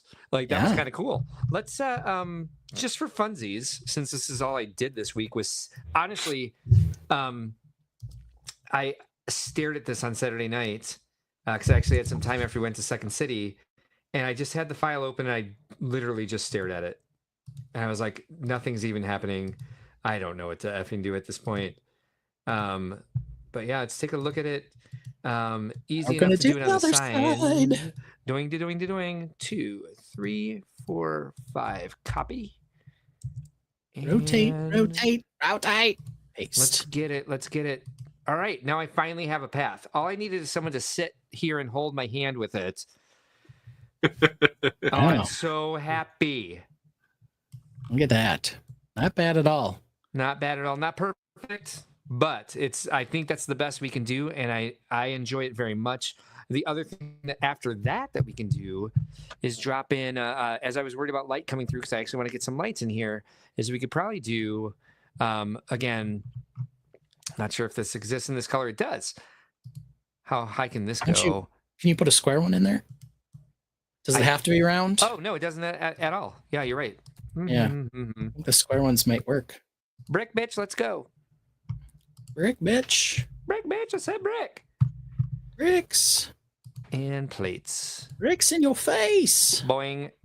And for those of you that aren't Got it. Yeah, look at aware of that. what we're doing, this is actually it's- Bricklink Studio, might which be is a a little build bit off. program that is provided Mhm. for virtual building.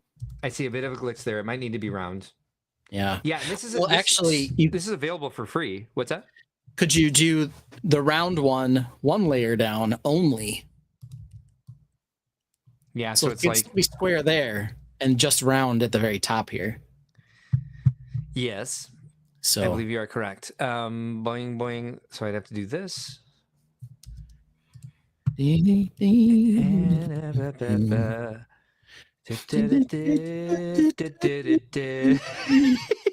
Hey, there we go. And that works, yes.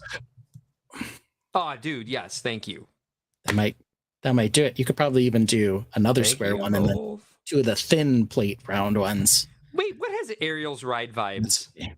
Wait a minute. What looks Ariel where? Ariel like the little friggin' mermaid? Maybe. I don't know. Why? Don't say that. Well, I am going for Mediterranean Village, so that might be okay. Yeah. All right. Give me Ariel's Looks right at good. Disneyland, Is California. what we get. Yes. Yeah.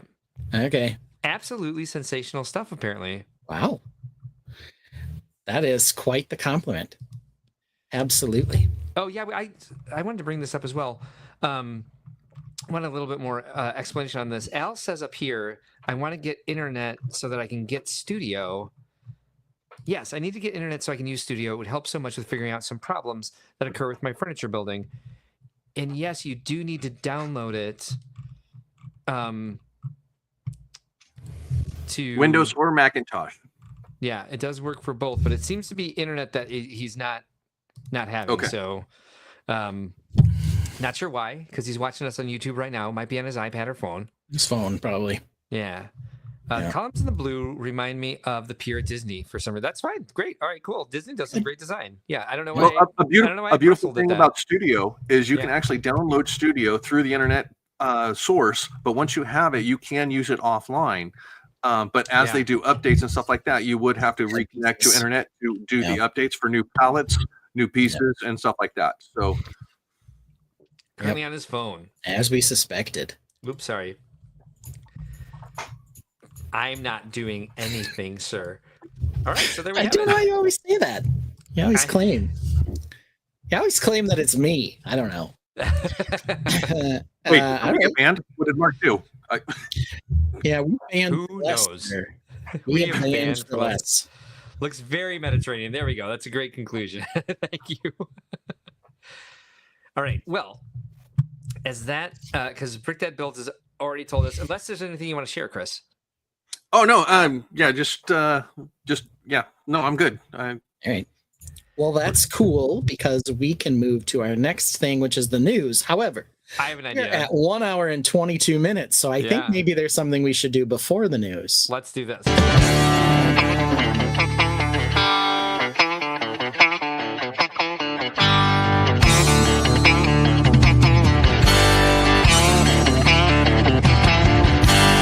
A wise man once said about Mark, you think he drinks water like a great white shark. About every 60 minutes, he's gotta go. Nature calls 2, sometimes 3 times a show. Hold the stream, he'll shout and dash. The show is live, but he's off like a flash. Instead of telling him you hold the stream, Ben provides cover, the perfect team.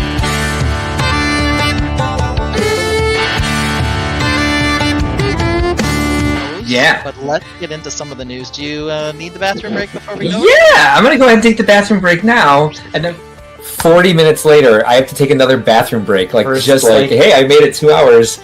Now it's like, well, now you're making up for lost time. So I'm gonna go. Nope, here's the right one, and I'm gonna use the bathroom. Of course So- you are. You're gonna go. Why don't you start with those? Because unfortunately, I have to use the bathroom again already. Cool, go do it. What's it called? What's BPH? BPH. It plays a tune 2 minutes long while the Tainted sing along. Keeps the show rolling smooth, no rush. Mark mutes his mic so you can't hear the flush. Mark is muted. So let me unmute him. The reason I mute myself before I go is because I like to keep listening to what's going on, but I don't want everyone to hear me pee. Yeah, I It's been managed 60 fair enough. minutes since I last went, so I'll mute it and I'll be listening. Fair enough. Yeah, But you'll be listening to me. Hey, hey, Mark's gotta go. No interrupting the strange flow. He'll be quick, won't take too long. He'll be done by the end of this song. Hey, hey, Mark's gotta go. Mark's gotta go. Hey, hey, Mark's gotta go.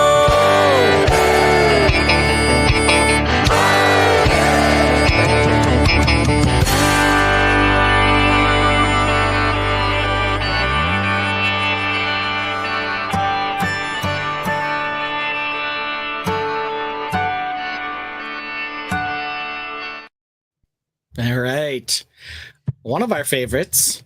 I like the bro country. One of my favorite genres for our music, at least. I don't listen to a lot of bro country on my own, but I love it as a sing-along song on the stream here. All right, we're up to Bring Me the News and a Gloop. Well, who's the Gloop?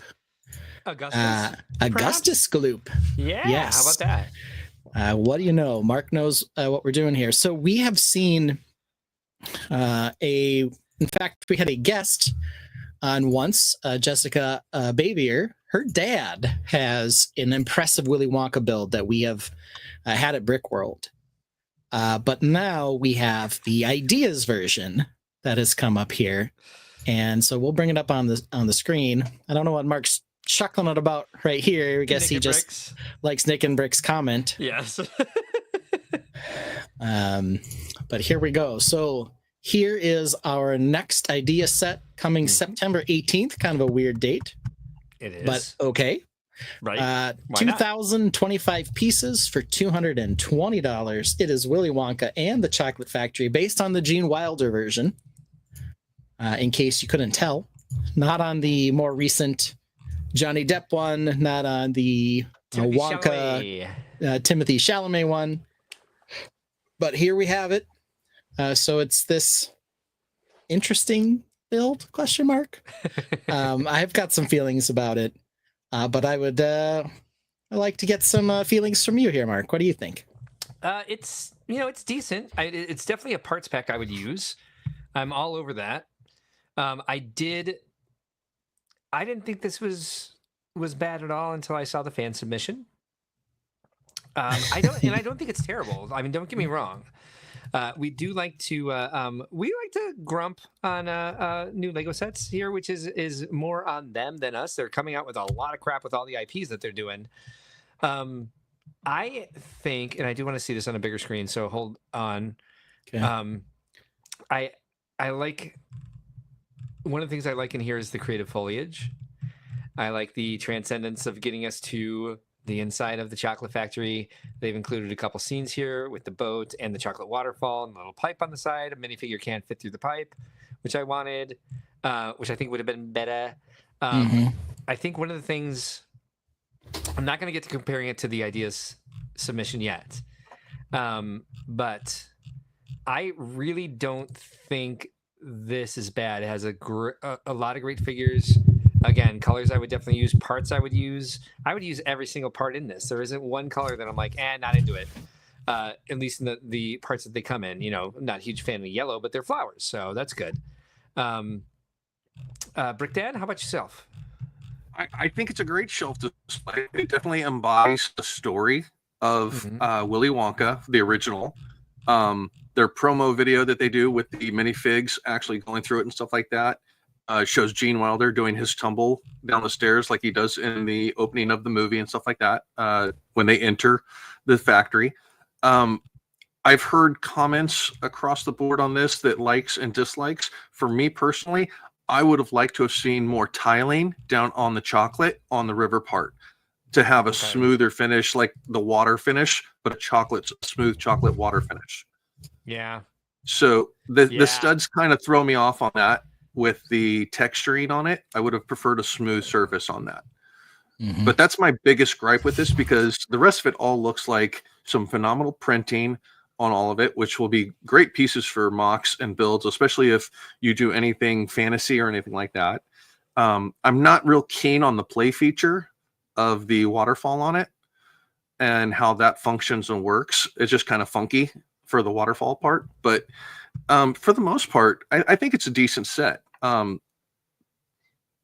Price wise, it's up there. I'm not sure what the price per piece is exactly. It's around 10, but it's a little over.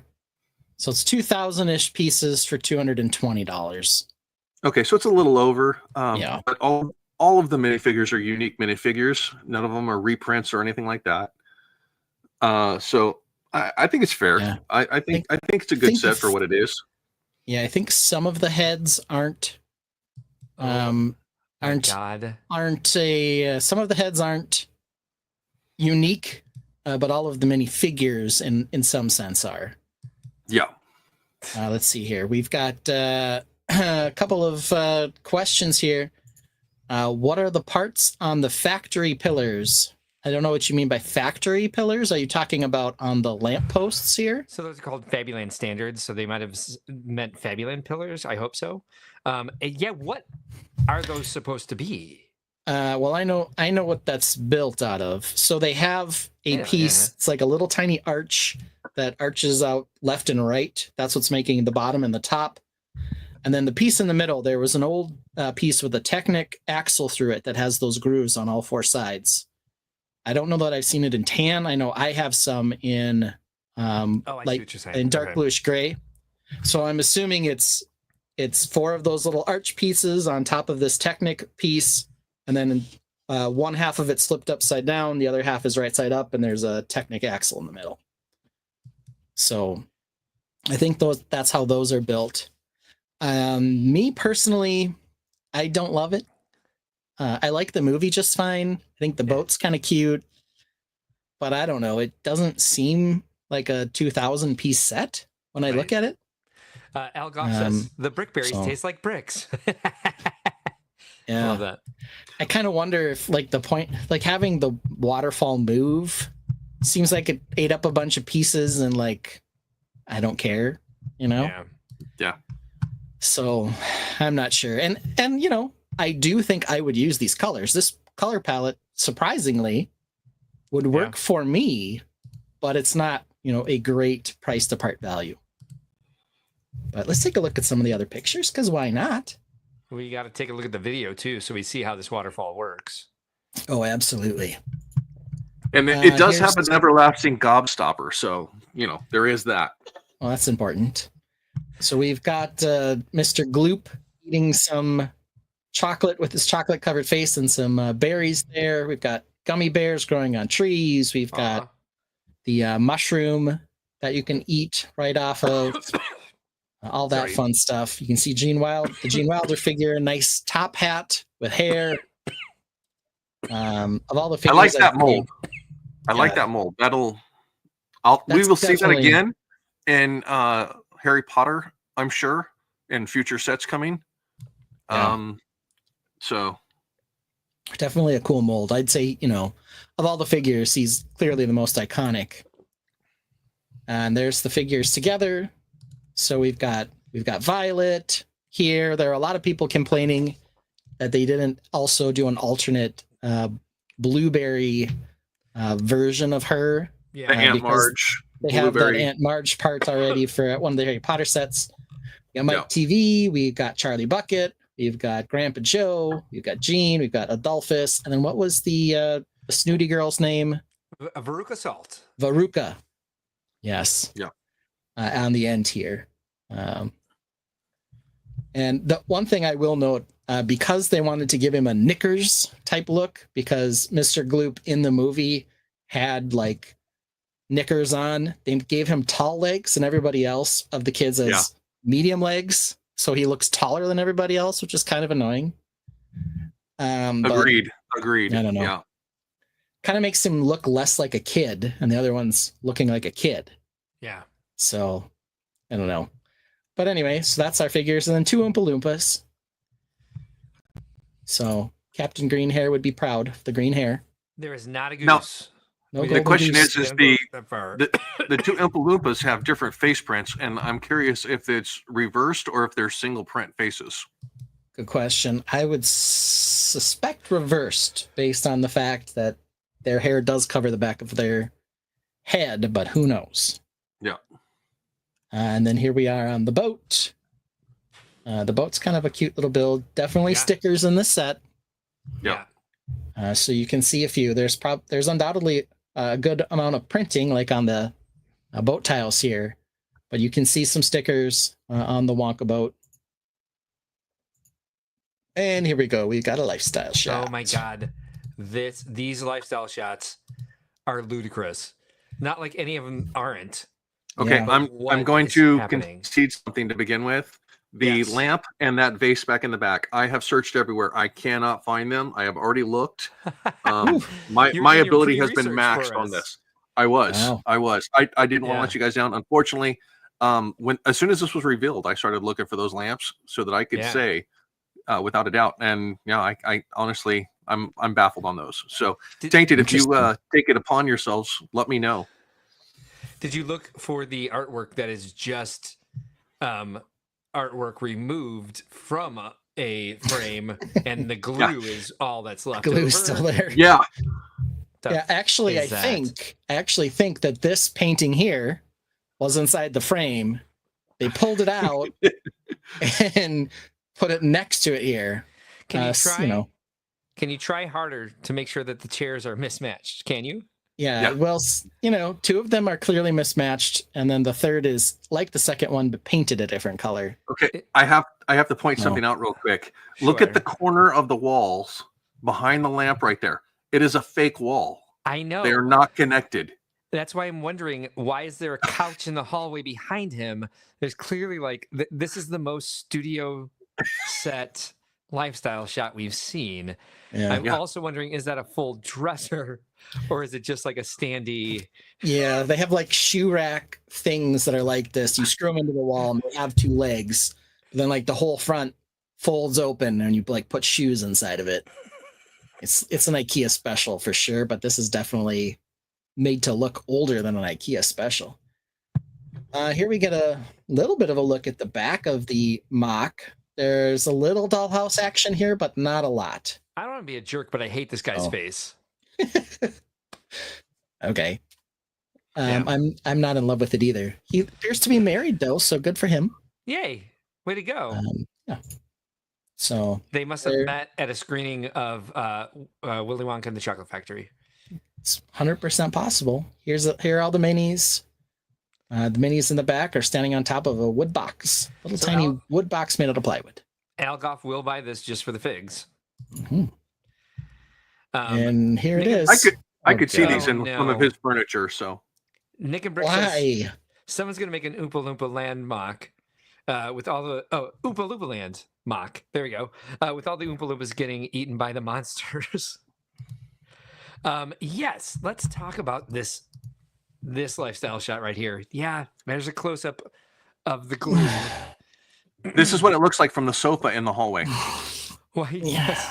Why is most of this image an out of frame door frame? I'm sorry, out of focus door frame. Yeah, I can't handle. Just crop the stupid thing, or at least crop it more.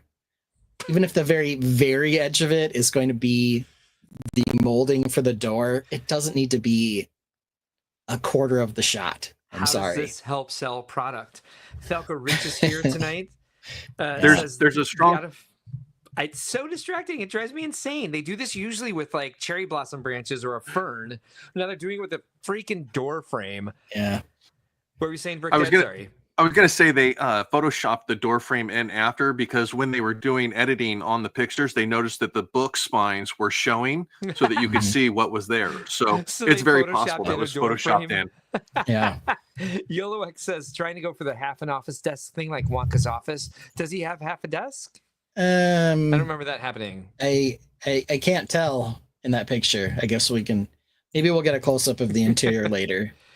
Elgoff asks, can you imagine someone actually gets paid to set up lifestyle shots for Lego? Yes, we've met one of them. We've met one of them. Stream. But that was back before they actually had studio, where he was just asked to take what are they called? Stock photos and edit Photoshop the stuff in. Yep. Yeah. VMAC Tech says the wall color sucks to show off the mostly brown set. That's true. Wrong. Like the bridge blends in back here. Bearded Brickman is here. Thanks for joining us tonight, sir. Appreciate you not being the best here. choice. We're talking lifestyle bullshit right now, just to catch you get up. A close up. I actually like that they have all these the way they built these little machines. Mm-hmm. Got a thing of cane sugar and a little door that the Oompa Loompas can come out of. There's your office close up. I don't know what we're looking at here. Go back one image, please. Yeah. There's poop in the chocolate river. Oh yeah. Those Oops. are kisses. Those are drips. Those are from the waterfall. Sometimes they call those Hershey's Kisses, Brick Dad, but that's not what they mean when they call them that. Yeah, and it's Oompa the Loompa poop sewer. keys. Yeah. 100%. Mill says Oompa Loompa Dopity Doo. There we go. Doopity doo, yes. Yeah. That's I would say that's my Dumpity-Doo. son singing that there. I think in the movie Wonka sits on half a chair and uses a sink that's cut in half. Okay. He does. Fair There are enough. some weird half things in the movie. You are Yeah. right. Bearded Brickman The says, chair looks like a half chair. Bearded Brickman would be the perfect lifestyle model for the Black Pearl. Hmm. But I think I've seen some lifestyle shots from that already, and unfortunately, you're not in them. Yeah, you are not. But I mean, if you were in them, I'd pay for you to autograph them for sure. Hmm. I think you're definitely right on that. Here's the boat. Close up of the boat. It looks like the boat from the movie, I guess, with the Sure. kind of umbrella-y thing. And Fairly close, yeah. this is where where 2/3 of the stickers are, just on this boat. Yeah. So we got them all over the place in here. And then, okay. Why though? Okay, so a These- couple things to note. Oh, a couple. Yeah, so first of all, we've got the green picture of nothing, the picture frame of nothingness. No. We've got 3 in- different candles. Invite got lost in the mail. Mm, Hershey's Kisses are Oompa Loompa Dumpity Doos. There we go. That's Dumpity-doos. exactly what I was going Yes. for. All right. Yes, 3 different We've- candles. we've got like a fake orange or peach over here, and then like It's kind of a hybrid between the Again, two. like an apple or a pear on this side that like has a top. It's like a candy dish or something. Thank you for this, VMAC. He also paints his mirrors. That's good. That could be what this is. I don't know. So, Ben, I think what you were just referring to was an art school candy dish fail. Dropout. Yeah. Yeah.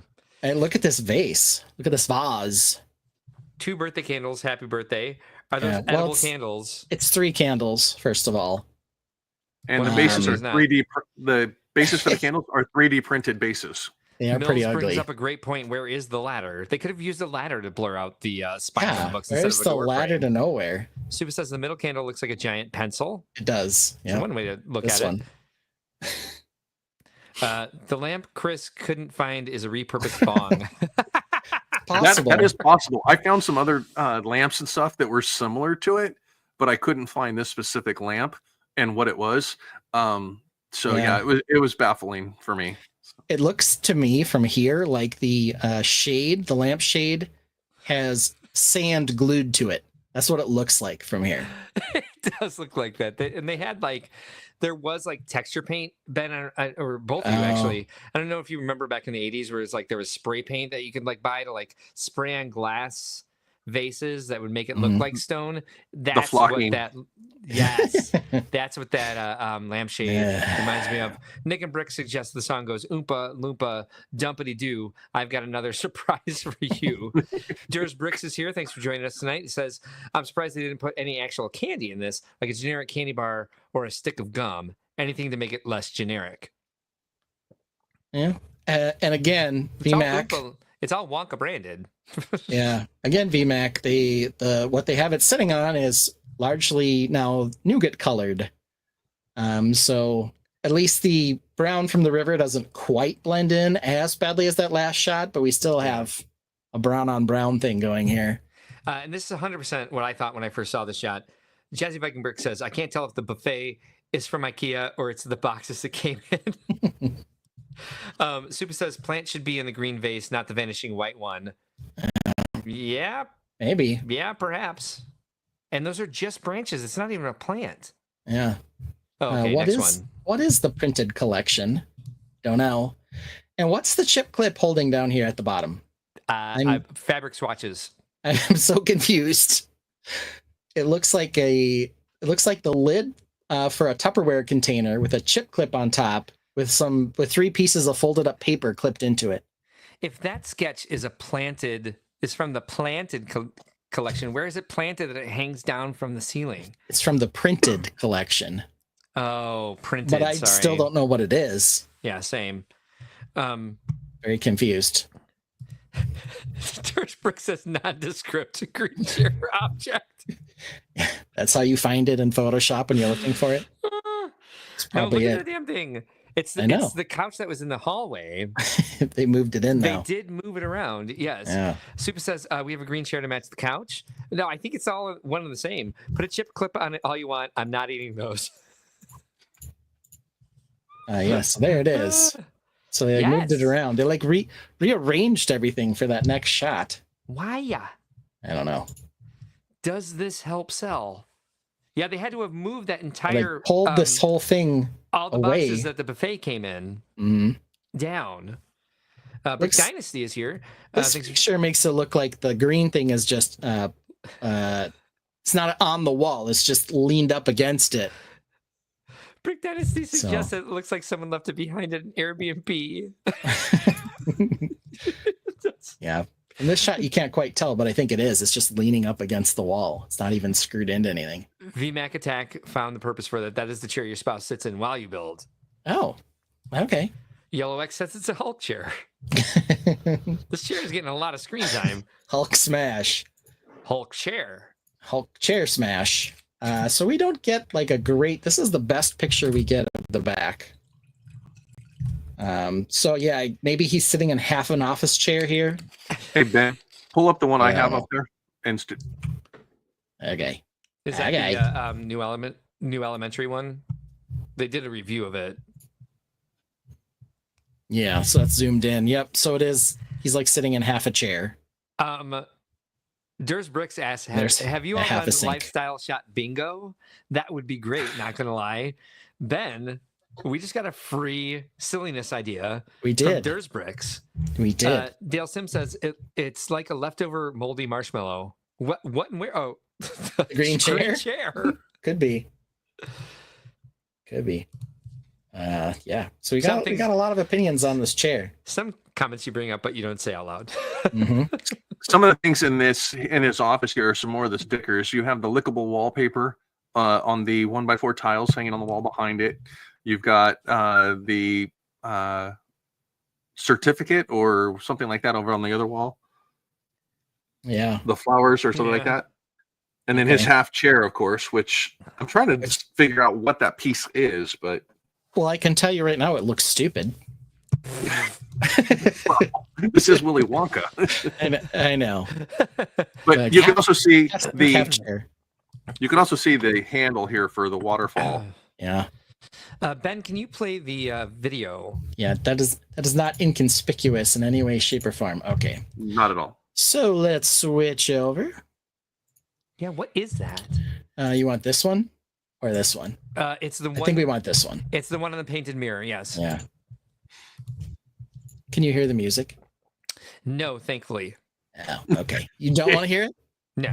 All right. I'll mute it on my end so I don't have to hear it, but here we go. Yeah. So we see that movement. That's a lot of pieces to get that entire Yeah. chain going, and it is rather, I would say, lackluster. Mhm. As Brick Dad Builds is bringing up. Oh, it's like a look, still shot there's the- from there. There's the spines on the books. I guess we Yeah. were wrong. I mean, I guess I the thought one you were onto thing, something.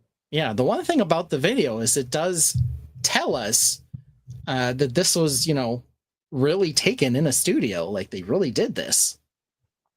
I'm not sure where Um, VMAC is seeing this. but- He says that's the terms and conditions on the wall. That's why he has the spyglass. Oh yes. So Oh, they have that's right, terms and conditions when they enter, and then he tells Charlie that he broke all the On the rules. back, between the wallpapers is the terms and conditions. I thought he was talking about the lifestyle shot.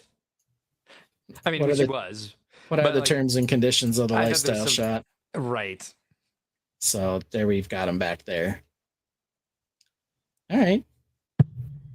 I have to escape this to get the picture back. And then here's just your classic 360 spinorama video that they always do for all these two.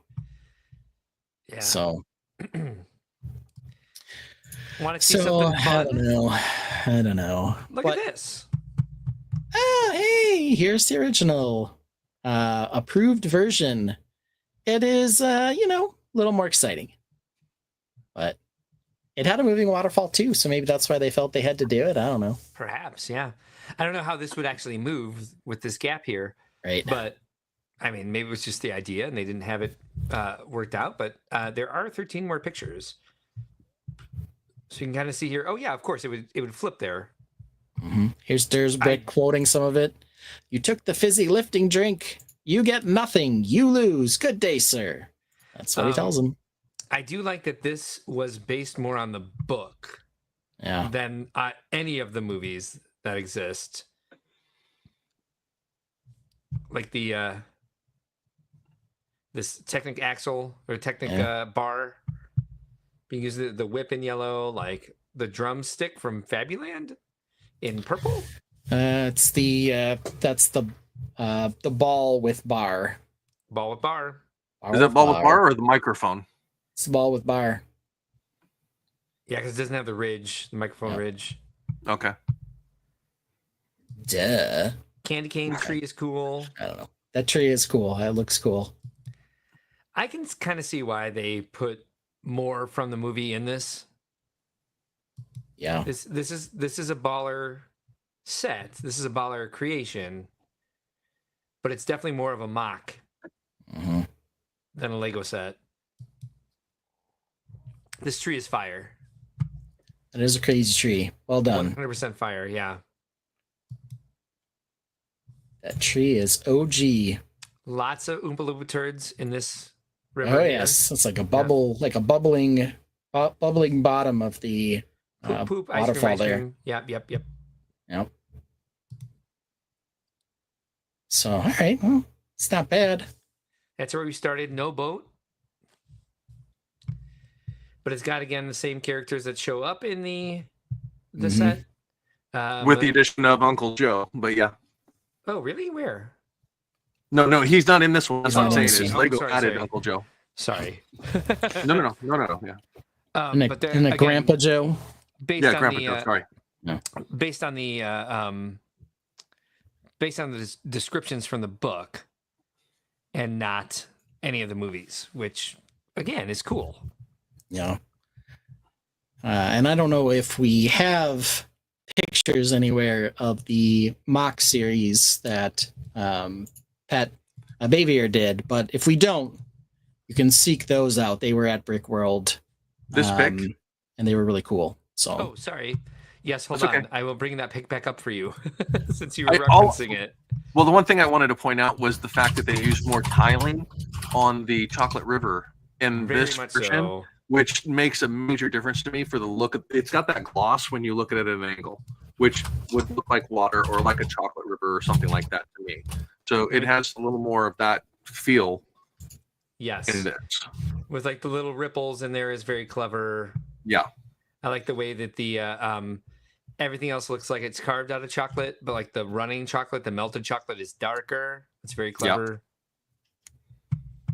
So there are a lot of ingenuity in this design, although the layout of it didn't quite meet the needs for an Ideas or a Lego set. Agreed. And there's a little bit lost in what is captured in this, in the official set. But I really don't think, understanding that they have to be able to market this to the general population, that they did it any grave disservice. And they also clearly went back to the aesthetic of the 1970s movie. Yes. As opposed to the aesthetic of the Ideas submission. Again, I do believe they go back and forth a bit with the Ideas designer. Am I wrong? Anybody? That's what we've heard. That is correct. Yes. Yeah. So there had to have been some sort of what's it called? Compromise or, concessions to agreement. Yeah, I do want to point this out. One of the things that bugs me now, looking at this very closely, that in the Lego Ideas set, and the final product here that we have, is that they put the faux wall back here. Yeah, little factory wall. Yeah, that's something that's completely missing in, let me see if this will do it this way, in this, is that it's all about the land of candy as opposed to it being in the factory, which they've thrown in a factory wall here, which feels a bit. And what are these lampposts supposed to be? Like, they don't make light, clearly. I don't know. And they're Well, all and they're different sizes not as in they a mock. grow. They're definitely not in the mock. Are they in the movie? I'll have to rent it. I'll have to look it up on streaming, is how you do it nowadays. Yeah, you go ahead and rent it. Yeah, I'm going to go out to Blockbuster. I'll be right back. Yeah. I have to drive up to Utah, I think is where the last one is. Yeah, I think I have it on my Plex server. Cute. Give you my password and you could just go and watch it. Perfect. I went to check to see if Patrick had any pictures of his mock out here, and he doesn't have many, which is a missed opportunity because it's a really beautiful mock. Missed opportunity. Nice. Yeah. But you might be able to, if he ever watches the stream back, get those up on your Instagram, Pat, so we can take a look at them. Yeah. But he does have the fizzy room up. So that one's a really cool build from his series. But he did basically all of the scenes from the movie. Okay, so I did a little research real quick, and the lampposts and the factory wall are movie specific to the factory scene. So as they do a pan across the factory floor of the factory area, the grow area in there, the lampposts are prominent in that scene, as well as the factory wall behind it. Okay. That makes sense. Apparently, you can technically rent it on YouTube. That's an interesting story. Yeah. I'm sure, like, depending on who has the rights, you might need to rent it on Prime or whoever has it. Like, yeah. I do like the addition of the boat as well, that they got that in there. I do like the pieces that we're getting, like, just looking at some of these great prints and new transparent pieces. Like, I'm not sure that god damn it, that these pieces existed before in other sets in this trans dark pink, trans purple. Yeah. I don't know if this color existed before, and I love the trans pieces. Like you said, the gummy bear tree is super cute. The best Lego gummy bear in the world was built by somebody. What was his name? Ben How Gur? Haven't met him. Hiao Gear or something like that. Yeah, there's a lot of good about the set. I do love the teacup on top of the sunflower piece to make the daffodils. That's something I forgot to mention that I like. I think doesn't he? New set this week, we've certainly dove into all the detail of it. I think he picks up the teacup in the scene and he drinks from it, and then he takes the cup. Oh, yes, and then he takes a bite of it. Yes. Yeah. Oh, so that's a real nice detail. Yeah. Here's the background that the scene was taken from. Hold on, I gotta take myself out. Brick that up. There we go. It's loading slowly. All right. Yeah, you can see the lampposts there and the back factory wall. Okay. I mean, I guess. I don't know. Yeah, I had this up earlier. New Elementary has a parts breakdown, which is definitely worth checking out. Jay's Brick Blog has a review now, which is also worth checking out because it gives you a lot of in-process build shots. Friday Night Bricks has been triggered by the term translucent. That's okay. You can be triggered. George Brick says, I just got it on clearance, so I'm familiar with it. I don't know where we're at. I think we're talking about some of the pieces for the Dream sets had that. Oh, okay. They used them for like leg pieces. I don't know if they were. Oh, I think they were in that color. Oh, yeah, some of the bad guy color scheme uses those. We missed quite a bit, but I do know where I left off. So Jazzy Viking Brick says it's giving me Candyland game vibes, which you're not wrong because it's like the Rainbow Bridge and the path and everything. Alphonse says also Rainbow Bridge gone. Yes, there is the bridge is still there though, and there's kind of a rainbow in it, and the flowers that they left on growing on it. Yolox says it makes me want to build a glass elevator. Oh, that would have been the perfect GWP to go with this. You are not wrong, sir.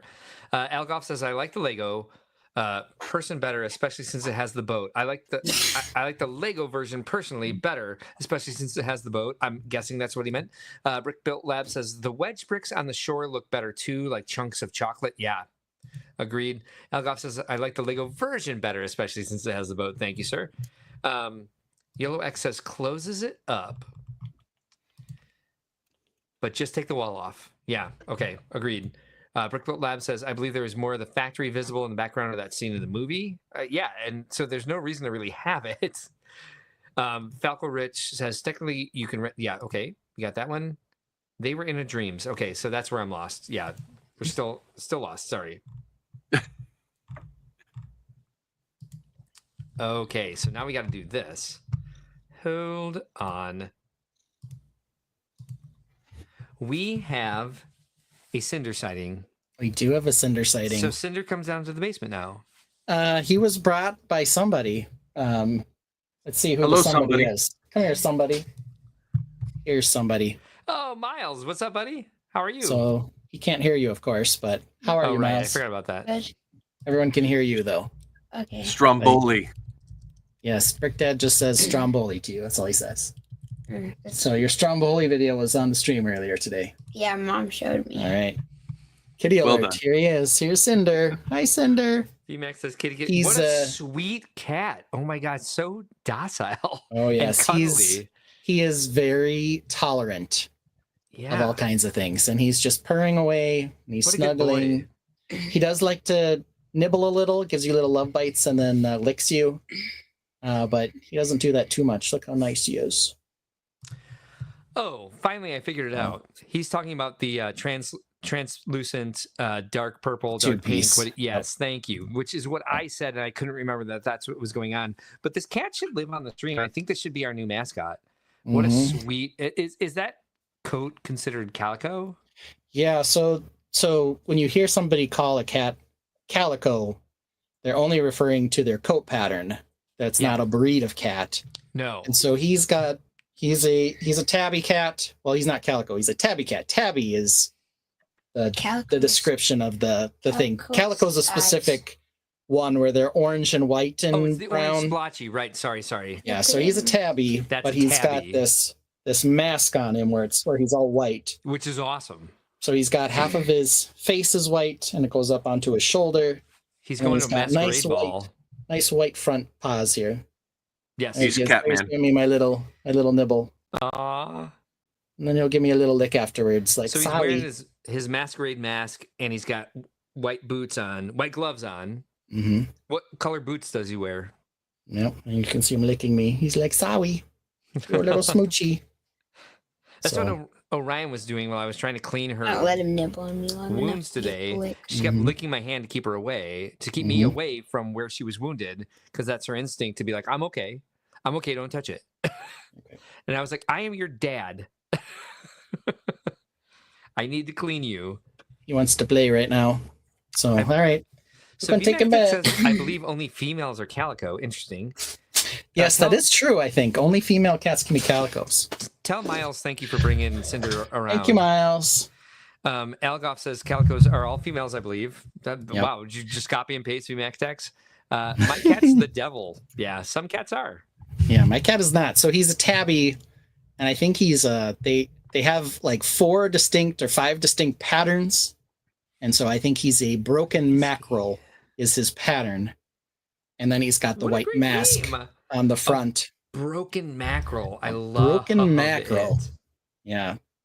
So I think it's the prettiest pattern of the ones that they have. No kidding. Um, That cat is beautiful. So he's very Seems- sweet. Seems to have a great personality as well. Yeah. Got a little chewy there at the end, but he doesn't hurt. And then he Because he licks. missed you. He giving you some Yeah. love bites. Yeah, makes sense. You're both here, so I'm gonna go use the bathroom, and we don't need to play a song unless you guys want to. No, it's okay. We can talk. Well, we're at a little over 2 hours. So what do we got on our agenda tonight, Ben? Well, we're gonna do some silliness next, and so we had some discussion of what type of silliness we wanted to do, and we thought, well, we can come up with a silly word. Last week we used hogwash, so we took a entire sampling of silly or quirky words, and we ended up picking brouhaha and blatherskite. So I guess before we go anywhere, we should ask Brick Dad, do you know what either of these two words mean? I don't necessarily, but I want to say that brouhaha is kind of an exaltation type of term of something nice, happy, halting type, where the blatherskite is that's kind of BS. Sort of. So blatherskite is like somebody that talks nonsense. Like, oh, that person's a blatherskite. Means they like don't say anything. Ah, okay. Worth mentioning. And then a brouhaha is like a dust up over nothing. Like, Okay. you're mad, but you don't have a reason to be mad. Okay. It's kind of like a, oh, what's all the brouhaha?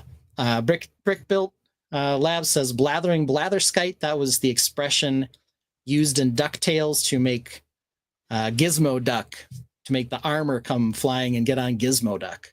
Oh, yes, yes. As so long as that it's not was- blasphemous. Yeah, so that's that silly name. And we do, while Mark's still gone, we can take a look here at the tabby patterns. We got to take this off, and then they add the tabby patterns. So here are all the tabby patterns. And my guy here, he's kind of like this one, the broken mackerel, for the most part. So this is mostly what he looks like. Got this kind of pattern on him. Very cool. So yeah, I don't know if anybody really, it's one of those things where you sort of end up paying attention to it when you have a cat. Before that, you don't care at all. Yeah, Orion has 10 points. That's kind of his one there. And so now when I see a dog that like looks similar to her, I'm like, oh, nice tan points. Nice tan I never points. knew what that was. It's like somewhat pretentious to be like, oh. Yeah. So what do we want to start with? Do we want to start with mine or with yours tonight, Mark? 100% brouhaha. Okay. Start with everybody's favorite host, the guy on the left. Okay. All right. So this is what I wanted to ask. This is what I came up with for brouhaha. Okay. So since we kind of have just talked about what a brouhaha is, and I'll give you an actual definition here, but we want to rate some of these recent Lego controversies, and you can tell me whether you buy in that this is like, something that should have upset people, or whether it's just a brouhaha where we got mad, but we didn't have a good reason. It wasn't that important. It wasn't that important. So let's see here. The description, or one of the descriptions, is that a brouhaha is a noisy or overexcited reaction or response to something. And then sort of the expanded definition is something that doesn't really need to be upset about. Brickhead Brad says, my dad goes to the bar with his friends for dinner and they call that the brouhaha, which is, we used to call that it as well in college and kind of still do. I think your layman's terms that you defined it with before you read it was actually more concise. More concise. But that's right. I think you did a better job defining than whatever website you just looked up. Yeah, it was just Google. But yeah, I mean, this is what we're talking about. Okay, so rate the controversy. Here's the first one. All right, is this a bunch of brouhaha, or should we be upset? Should we buy in on the insane prices of 2025 Star Wars? We have these two 800-piece sets that ring in at a absurd $160. So are we really, upset about this here? Or are we more, Alphonse suggests that Lego lifestyle critiques are brouhaha. I mean, Could be. yeah, that's an opinion, sure. Nick and Bricks buys in. I buy in. Brick That Builds, how do you feel? I think I have to go with the overpriced buy-in aspect of it. The dust over, because this is obscene pricing for 800 pieces. Obscene is not a brouhaha. Obscene is a buy-in. Yeah, you are correct. Wait, I yeah, okay. So I said buy-in, didn't I? Yeah. Okay. You did. Yeah, you totally did. Yeah, I was agreeing. Sorry, not correcting. Okay. No. I can see now how my tone might have seen that No, way. no. So all apologies there. Well, that's okay. You guys see the quality of my feed right now, so it does cut in and out. So Yeah. No. Yeah. So yeah, it's a buy-in to the conspiracy that this is overpriced. Yes. I love this. Kevin Schmidt also buys in. VMacTech says people don't mind selling the figs for $200. Not a bad point. So are you calling it a brouhaha, sir? Nick Brick says Lego should have given us a restaurant voucher because I like to be wined and dined before I'm fucked. I mean, you know, and they have. God. It's not the first time we've had a set that's had a crazy price. Bricks, man. You know, the other thing I didn't even mention this, right? But we had the readjustment where they had originally the Millennium Falcon. The second one was like $700, and then they jumped it up to $850. Good call out. Yeah. So I mean, we have seen sort of this inflationary trend, but this is sort of the first time where we're talking retail sets that are double what they should be. Yeah. Al Goff buys in. Brickworld Lab says, I feel like buying in is the wrong term for this one. Yeah, you're not wrong. Yeah. Okay. VMacTech says brouhaha. Oh, Yeah, really? Why is that, sir? You don't care, bro. The anger is real. The anger is real. That's gonna be some voucher. Says Lego Team B. Yeah. Well. Quite. I'm not an expensive date. You can take me to Pizza Ranch before you F me. Can we take a second to just say that I love the Tainted like a lot? Yeah. Brick Beardbad says I find myself being more and more interested in other themes besides Star Wars, and the prices don't help. Brick what now? 100%. How'd you pronounce his name? Brickhead Brad. There Sorry. we go. It's because we had the Brickbeard guy earlier. Oh man, we got too many. Yeah. Bearded Brickman who wants to be the lifestyle guy for this. Alphonse asks, is there a poll for this? He wants to know. Oh, I mean, I guess we could. This is gonna make this slog. This is gonna make this slog like hell. But yeah, sure, we can do that. Bearded Brickman says, at least buy me a drink. We can start with the next one. We don't need a poll for this one. Everyone hates it. Let's see here. People want the sets to be expensive so they can sell the figs at a huge premium. Invisible hand in action. We aim to please, Mark. Conspiracy theories. Yes, you always do, Al. You sure do. You do indeed. And I can say this: I spread out the Star Wars controversies in here because they seem to be the ones that drive the controversy. Yeah. So they're not the only ones. No, I got to say, Ben, I like what you did with your word. Thanks. You're welcome. All right, here we go. Next one. Mm-hmm. Aha.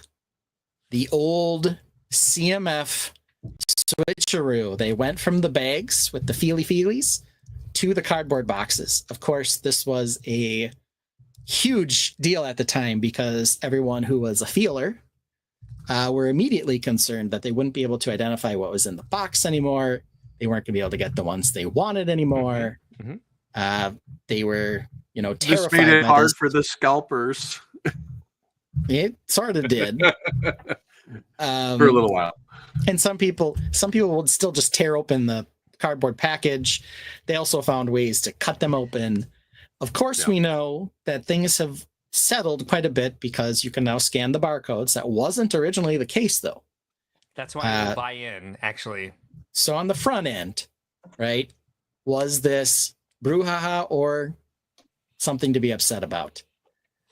Let's see. The minifig scan makes the boxes an improvement. Now, that is true. However, they did that sort of as a concession. That wasn't their original plan. And they sort of slow rolled it out after all the brouhaha. I'll say that's not the game. This is where we're at now. And this is when you're asking the question. So I would say I buy in 100%. When we switched it. Yeah, at the time of the switch. Real quick. Alphonse says on the last one, but no, this is legit. The prices are out of control on Star Wars. Add that to the fragility of that roof on the gray transport. Omega is here. Good evening, sir. Good to see you. Prices for everything have gone up. How much was tariff on anticipated tariff increases? These European sets prices go up the same amount. Yeah, these sets in particular seem to be out of control, though. Yeah, like we still have a lot of sets that are around the 10-cent price to part type situation. It's these Star Wars ones in particular IP. that are really Yeah. suffering from this. 100% agree. Brickhead Brad says, I don't care. Just give me the code to scan. That's not the game. You choose one or the other, sir. You hit that poll. You hit it right now. Alphonse says, CMF bag box with QR codes are a brouhaha. Yeah. Minifig scan makes the boxes Yeah, an an improvement. improvement. Yep. Friday Night Brick says, oh, you got it. Losing the fingers in my feeling was losing the feeling in my fingers was fun when we had Ooh. bags. At least you had a good time. Yeah. Alphonse says, appreciate that CMS do not have chase anymore, like Mr. Gold or the Harry Potter, where each box only had one of a fig. Brickhead Brad says, Pab cups versus boxes? Maybe. We'll see. We don't know what Ben's doing tonight. Alphonse says, boxes made it easy for people to grab all the good ones. Pissed me off because I could feel out what I wanted. Because I could feel out what I wanted, yeah. Brickworld Labs says Marvel Series 2, Marvel Series 2, thank you, Jesus, was the first series to do that. We were at the weighing the box stage, not scanning. Jeez. Yeah. Yeah. That's, what do you do? You got to run to a store with a scale in hand. Yeah. That's not going to look suspicious. I preferred feeling them, I guess, because it was more work and I was good enough that I knew what I was getting and they wouldn't just instantly have, all the Wolfpack figures gone. It's definitely faster if you're trying, if you already have the boxes in hand. It's definitely faster to identify them after the fact with the scanner. Falcorit says they took the joy out of the feeling game. Yeah, a little bit. I do think that I said buy in when I meant brouhaha because I like the way it is. I'm a brouhaha on this. So with a dust over because I don't think it needed to be as big a deal as some people made it. I think this is just a transitional thing. It didn't change the price of them. It didn't change the item that's inside it. All they did was repackage it, like going from the clear cellophane plastic to the paper packaging in the boxes. And okay, so now you go ahead. I was just going to say, now you just have to make sure that you look inside those bags to make sure you don't have any pieces stuck down in the corners. Where with the clear cellophane ones, you could see through the package to see if you missed any pieces that needed to be pulled out. This is the same thing as, it's a cardboard box. They want to do their sustainability, get away from the plastics and actually do the paper, even though their sole product is made of plastic. So all on board. Yeah, I know, right? It's very much unsustainable. They tried. Yeah. Lego fans all have gram scales and tiny plastic baggies. It's for Lego, I swear. Yeah, true. I mean, this is still relevant for me because I go to dollar stores or thrift stores or small area stores that still have the fill packages where the scan app doesn't work. So I'm still picking up old series minifigs, CMFs from these stores. So it's still relevant. So I think it's a brouhaha for sure because it's still both. So, I don't know. So the Tainted agree with you and I, Brick Dad. And Ben, did you say where you were on this one? I don't remember you saying so. I think at the time it was a big deal because there was definitely a segment of the population before they had the scanning ability that were no longer going to be able to feel what they wanted. There were some people who would simply refuse to do it and they just buy them blindly anyway, which I guess in theory is what they're meant for. Question mark.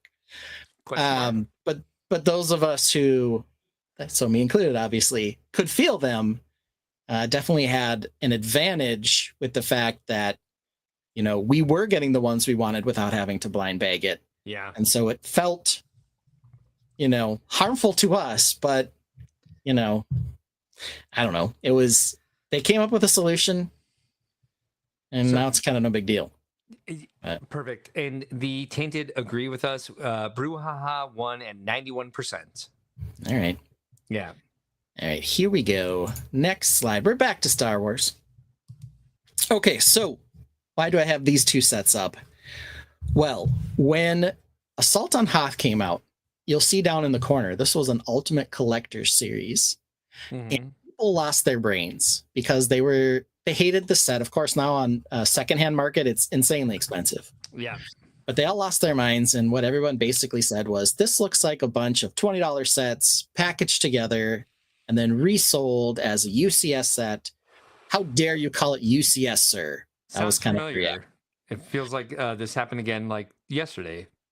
So what they ended up doing, and this is interesting, the Cloud City set came out subsequently, and they put it in something that they called the Master Builder series. So they distinguished it from UCS after this Hoth debacle. Okay. Debacle in air quotes here. I guess we'll talk about that. The actual packaging for the Cloud City did not say Master Builder series on it, but that's where they rolled it out.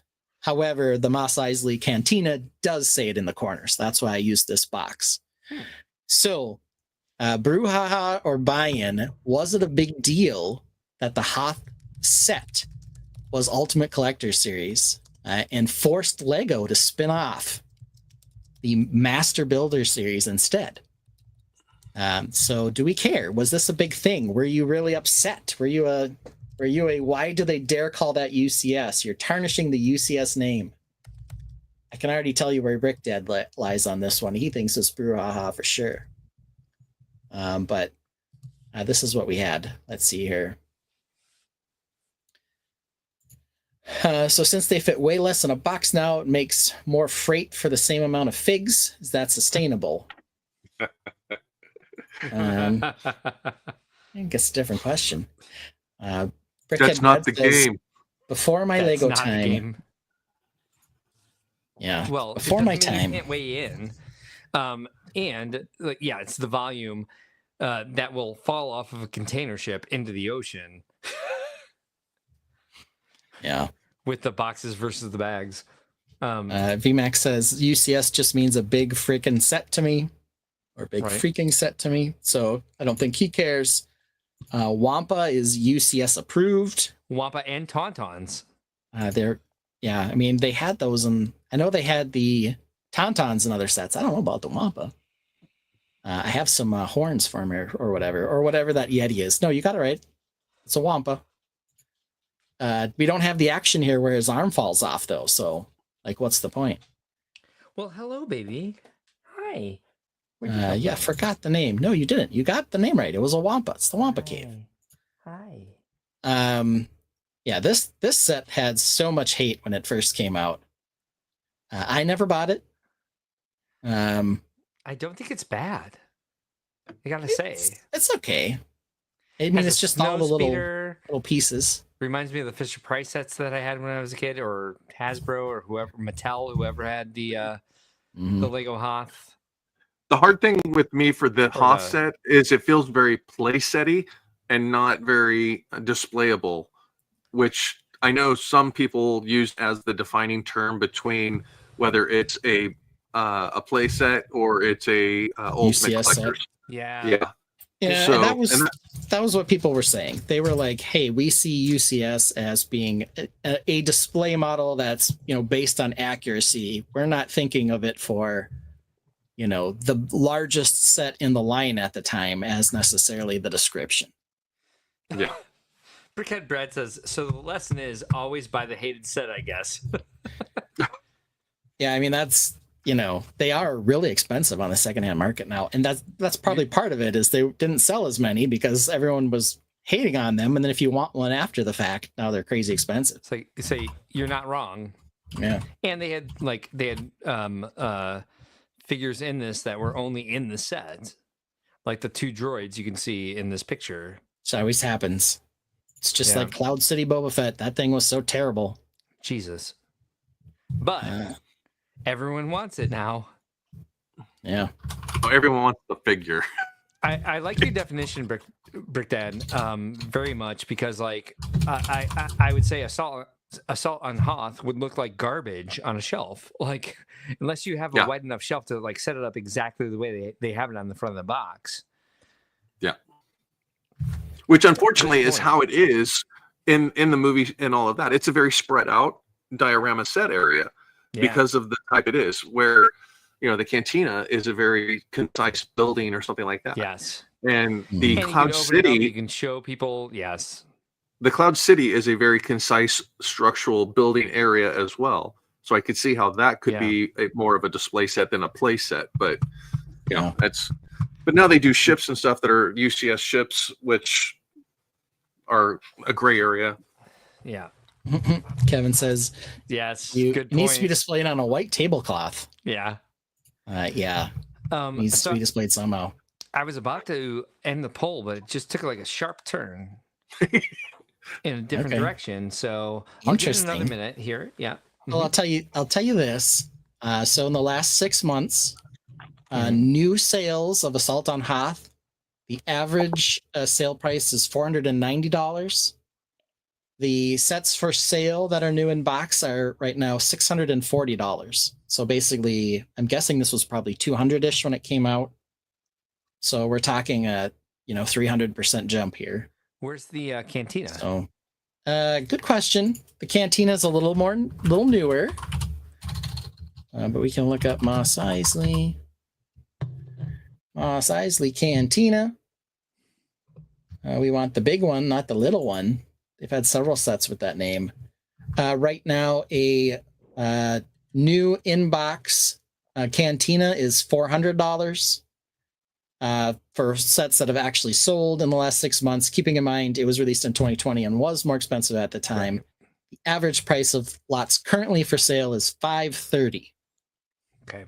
So it's about 100-ish, 150 less than the Assault on Hoth, but it is not as new. Right, I'm ending the poll. Also, more pieces and a much better set. So got that to contend with too. So Brouhaha won at 61%. Okay. All right. I mean, that's fair.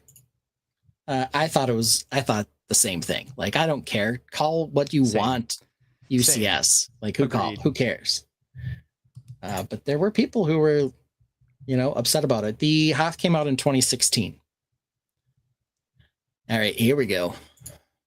The Osprey. Brickhead Bread demands a recount. Yes. What about it? This set never came out. Oh, okay. So it was announced. Here's the box art and everything. Oh, yes. Okay. It is used as a search and rescue vehicle. However, they canceled it because this helicopter is largely used by the military, even though the colors weren't military or anything else. So Lego apparently rethought the decision to sell this set and scrapped it, completely canceled it. I don't know if anybody ever ended up with any of these or what they did with them. Right. But this was out there. So it was kind of an interesting thing that they did this, but it was kind of a big reversal. I don't know if there were a few that made it onto the market. Not many, but it was there were some stores in Europe that did get the shipments out when they did get recalled. So there are some available out there. You may be able to look it up on Bricklink and find a couple, but I don't know. They were very limited that did make it out. Yeah, so it says this item has been marked for deletion to prevent it being sold on Bricklink. So you can't get it on Bricklink, but you might be able to get it on like eBay, and might be like crazy expensive. So Nick and Brick says buy in. Brickhead Brad says buy in. I'm gonna go with Brouhaha on this, just because my dad was a Navy guy. He really wanted to be a pilot. He was blind in one eye, and so he ended up being shopkeep for a supply ship in Vietnam, and he loved taking us to airfields. And when we lived in San Diego together, we would drive from our suburb to the city, and we would see a lot of Ospreys. They use them for training drills all the time. In that way, I don't think this is necessarily, as the Navy uses it, I don't think it is for war. It's for supply. That's what they're good at. That's what they're built for. I know that they use these to drop buoys for hurricane research. So I know the Navy uses these for a number of reasons. The Navy has like the Brickhead, help me out. What's the Naval Corps the normal engineers? Yeah, the Naval Corps engineers, the naval aviation squadrons and all of that. These were actually designed to replace the pods that are normally used on aircraft carriers currently, which are the resupply ships on the aircraft carriers. Yes, thank So you. this was originally designed as a mail carrier, a postal plane for the most part to get back and forth to the aircraft. Thus, the vertical lift takeoff, as well as rotating the entire upper to then store them on the ships and stuff like that. The biggest thing that they did was this went into strict military or service use and not into civilian use. They had a very hard time justifying this as a civilian aircraft for what purposes other than fire rescue, Coast Guard, or military use. So Lego being Lego, they can-X this set 100% going, it is a strictly military or service aircraft. It is not a civilian aircraft.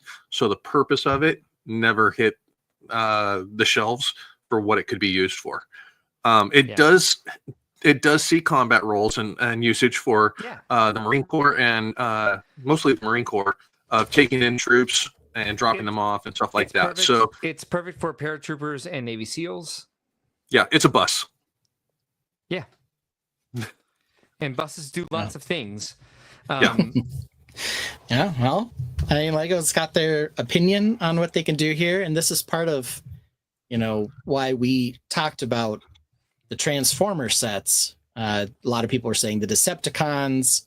Yes. Are we going to get these other Decepticons? I'm like, well, their alternate vehicle builds are modern military vehicles, actually designed after actual modern military vehicles or just straight up guns.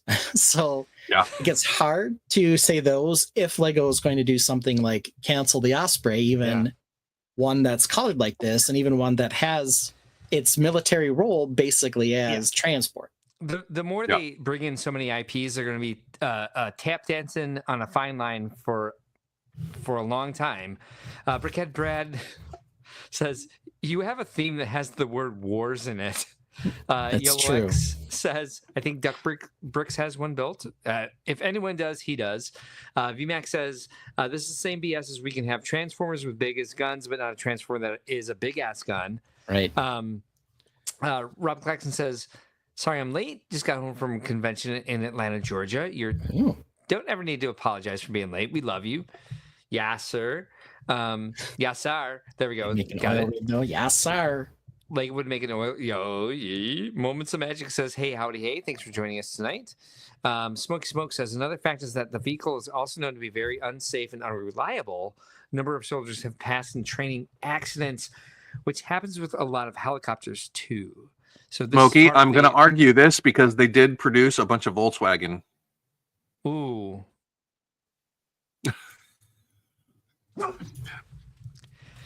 Nick and Rick says that's not the game. That's not I don't know we have that out there. That's not the game. I'm saying buy-in, meaning it shouldn't have been taken off the market. That's a brouhaha. Yeah, okay. If you buy into the controversy. Am I wrong? You're buying into the controversy. Yes. Yeah. So if you think it shouldn't have been taken off the market, that's a brouhaha. I know this isn't the easiest one to keep up with. It's a little complicated, yes.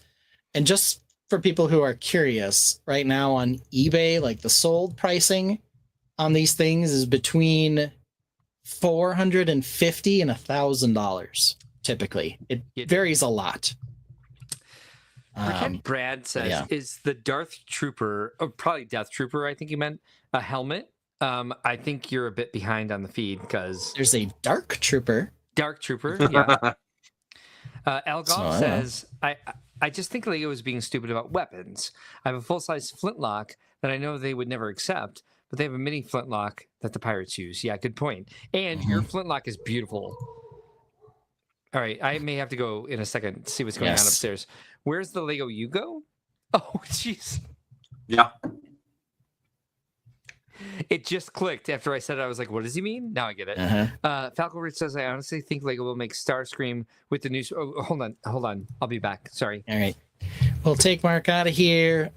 So the idea of the Starscream, they have made jets, but have they made jets designed after an F-22 Raptor or whatever Starscream is with missiles attached to it. They have not. And so that's kind of like where they're tap dancing on the line here. And I guess for me, I'm like, if you were going to go that route, would you have done Soundwave first? Wouldn't you have gone right for the Starscream? Like that's, you know, the type of thing that people that would sell better, I would think. Starscream was number 2, and he had a bigger role in Transformers, so I would have gone Starscream over Soundstream. Yeah. At least Go Bricklink Designer Program. They've changed the rules that builds have to be clean energy now. The game, that is true. The game complexity is brouhaha. Okay. VMAX confirming it was an F-15, not an F-22, but whatever. Why doesn't Lego do a military line and give proceeds to retired and disabled veterans and charities? You know, this has just been where they've drawn a line, and they've had it here forever. In fact, we've heard that they were even leery of producing a castle set. A yellow one that Ben might have? Yeah. They were leery of producing it in gray because they thought, oh, people will start using gray to build tanks. Yeah. So it's like been a whole thing. Lego TV, don't insult my intelligence. Well, maybe this is partially on us. Let's be clear. If you buy into the controversy, that's the buy-in. If you think the controversy is nonsense, then it's brouhaha. The controversy here was Lego pulled it off the shelves. Okay. All right. Let's see here. Smart Brick, not out till next year, though, and they can make Starscream IP adjacent like Bumblebee. Let's see here. Brickmania does give back to retired and disabled vets. Well, that's exciting. Yeah, so, actually, the hats, the little ball caps that I showed for sessions at Brickworld, half of the proceeds actually go back to a veterans organization. So, yeah. Yeah. All right, let's move to our next one. All right.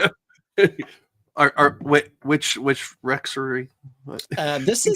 This is Fives. At the time, the controversy was that Fives was ruining this set. Do we believe that Fives ruined this set? Is that are you buying into that? Because I thought that was nonsense, personally. I am not. It's brouhaha. Yeah. But that was like, I don't know why. There was so much hate for poor Fives. Mark, are you back? Okay, I'll put Mark back up. Oh, sorry. There you are, Mark. Oh, there we go. Sorry. Yeah. I was talking.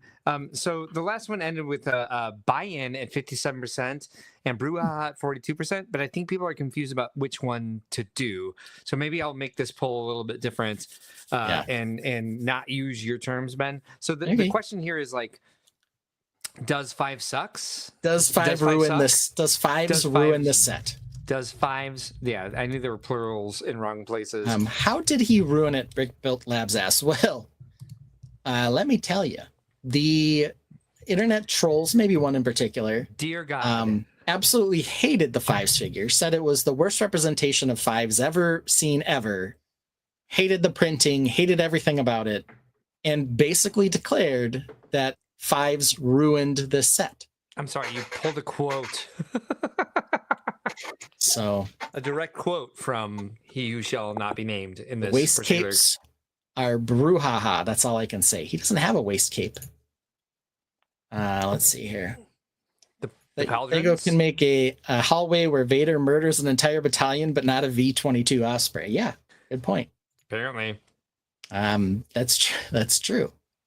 And Vader didn't murder them. The stormtroopers did. You're thinking of Rogue One, where he does murder all the people in the hallway. Totally different. YOLO X is buying into waist cape sucking, apparently. I don't know. But yeah, so there was a lot of hate for this. That's not the question. I made it yes or no on this one. So the does Fives ruin the set? Yes or no? Mm-hmm. You don't have to say brouhaha or buy-in. You just say yes or no on this one. Yeah, certain Star Wars Grumpfluencer, you mean. Gotcha. There was one in particular, but I'm not going to single anybody out because I don't need Lego beef. But there was definitely some some buy-in from some of the Star Wars nerds that this 5 set just ruined it and made this unbuyable. But yeah, I had to get this one up here because, I mean, seriously, Yeah, good call. you know. So Okay. I got 2 left. Right now, no is at 100%. Yeah. I'm gonna go ahead and end this one because I think it'll stay there. If 5 I ruins think the it was set, why Very is he confusing. 25 to 30 aftermarket? Good question. Right? Very good, Good question. Solid question. I'm not getting the results yet. I think it he was looks at fine. 100%. I just want to make sure that I ended it and didn't delete it. We can go ahead and move on to the next one if All right. you're ready. Yeah. Here we go. Buy-in or brouhaha. This is the logo I used to start the segment. It was produced by AI. There's a certain segment of the influencer / Lego community that believes you should never use AI for anything. I'm gonna say, damn girl. So the question is using AI with Lego in any way, shape, or form bad? Yes or no? We'll go with yes or no.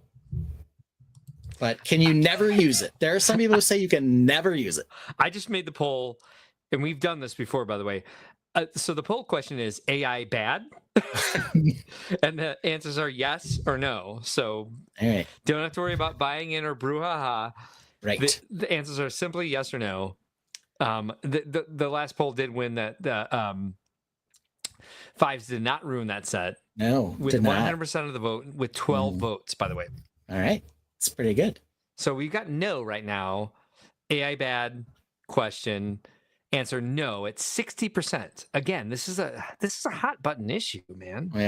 Yeah. Like even people who love to watch us will I feel like stomach the AI that we've used in the past and don't anymore because it's just not fucking worth it. I mean, we've had lots of fun with it, and it's you know, Yeah, sure. to us, obviously there's a diminishing return for some of the stuff we want to do. I could have just put text up that said buy in or brouhaha. And first of all, obviously this is just a miss in general because, you know, we got to say yes or no. But I like talking about the controversies. We just have to repackage it. That's the question. The context of the AI does make a difference, but still. Yes. Now, if you're doing an AI picture and trying to pass it off as a set, it's different. Okay. Unless that's not the game. Unless you're very clear that it's AI and stupid, you know? Yeah. And what if you have the audacity to use it for your thumbnails? Anyway, Al Goff on the last one says, just don't put 5s in the build if you don't like it. He wasn't even in the build. He was separate. He was the bonus fig. Brickworld Lab says, I'm not even a big Star Wars nerd, and I own the set. It's great. I didn't even really know who 5s is. I still don't know. VMAX says, it's only bad if you are misleading people with it. Thank you. Okay. Dale Sim says, it's amazing how many cool ideas come from AI. Yes. Who's Al?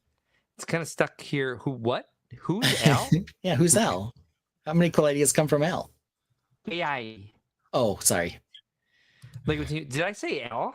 No. Oh, okay. Lego TV says she says that about AI, except for her last IG post. I'm assuming he's talking about one particular person. And perhaps her last IG post had some AI in it. I don't know, but let's not even worry about that. Did it? Let's not look. Yolex says, my friends have fun feeding my Lego builds into AI. I view it as training AI to be a better Lego builder. That's part of the controversy, actually. Alphonse says, the question is nuanced. So the poll only works 1 to 5. 1 to 5 what? I think he wants 5 options instead of 2. Yeah. Falkovich says, you didn't phrase the question correctly. You should have asked, is AI bad for Lego? Well, we're trying to move this along. It's late, man. Omega says, AI use answer. All right, folks. Sorry, Jesus. Should I restart the poll? Magic says, it's Photoshop, not AI. I'm L, not AI. That's true. Linda McMahon would call you A1. Yeah. Pete McIntyre says AI thumbnails is a pretty good usage, in my opinion. Thank you. Yeah. All right, so let me just do everybody a favor. So no one at 65%, but just for funsies, for shitsies and gigglesies, let's do is AI bad? Is AI bad in Lego, with Lego, for Lego, with Lego? Question mark. Yes. Mostly yes. Middle option. Mostly no. And I only get 4 options. So we can't have middle option. So you get you get 4. You can't have 1 through 5. You get 4 Yes, options. yes, yes, and no. Mostly no. Now, right. is it wrong to Kinda call someone no. out for using it like Ben's banner right here that says "buy in" or "brouhaha"? Is it wrong to call people out for it without talking to them first, or like actually explaining your viewpoint, or having a thoughtful conversation about it, or just flaming people, or just trying to like Or even we're just going off the sending a rails message here. and say, "Hey, what's the story behind this? Why did you We're do going that?" off the rails here. Anyway, if I just left it as plain old text that said "buy in" or "brouhaha," the person who would VMAC would instantly say, "You lazy bastard! Make me a better logo for the game." So here it is. Is it great? No, but it No. took me 4 seconds to produce it in AI, and it gives you an idea of what we're doing. That's all it is. This should have been an option. This is my bad. Mostly Miracle Max would have been a great option for this. Alphonse says, I was only joking on doing another poll. Well, it's too late now, sir. Mhm. I've been triggered, and I felt like I was doing you guys wrong. So we're doing Yeah. another one. Hi, Mark. Hi, Ben. Hi, Contra Brick Build Hi. Craze. Hi. Hi. So how many I votes believe do we I only have one left, and it's the juiciest of all of them. Oh, juice. We got juice. So yes won with 41% on that one. So something crazy happened. Oh my, that sign is AI. The outrage. What's your juice? Give me your juice. I mean, if you search it up on the interwebs, especially in the Lego community, you will get some opinions. Yeah. How can we continue with AI usage in our show? Well, We don't. we've tamped down on it quite a bit, but sometimes it works. For What's the next certain one you got, things, Ben? but I don't know. We're All right, here we great with go. Last Nicole. one. Here we go. Yeah, but she's funnier than us. Oh, yeah. All right, here we go. Oh This. no. Oh no. What? Wait a minute. This one. Do you know about the hatred on this? On the new one? Well, okay, no. So these On two the- sets. On the Force Awakens one, or on the Last Jedi one, yes. Yeah. Because the Last Jedi one is ridiculous. There's no way they should have produced this. There's will. zero way they should have done this. Well, okay, so here it is. So the one on the right was produced 2 years earlier. It was for Rogue One, okay. and it cost $40. We have a song request here. Guts. All right. Yeah. Then this new one came out after The Last Jedi was produced that was missing the entire top head. It had 100 less pieces. It sold for the same $40 price point. Oh God. And so Well, when there's this a little came out, tower with it. that's true. And it has BB-8. So, there's that. But when this came out, the people were in open rebellion. How can you charge $40, the same price that the Rogue One set was at, for a build that's only half done? That was the big talk. So the controversy is that this set went on sale for the same price as the full version was only 2 years earlier. Well, So this that's our is big- my reaction right here of what I thought about that second one, and how it's just that's where it belongs.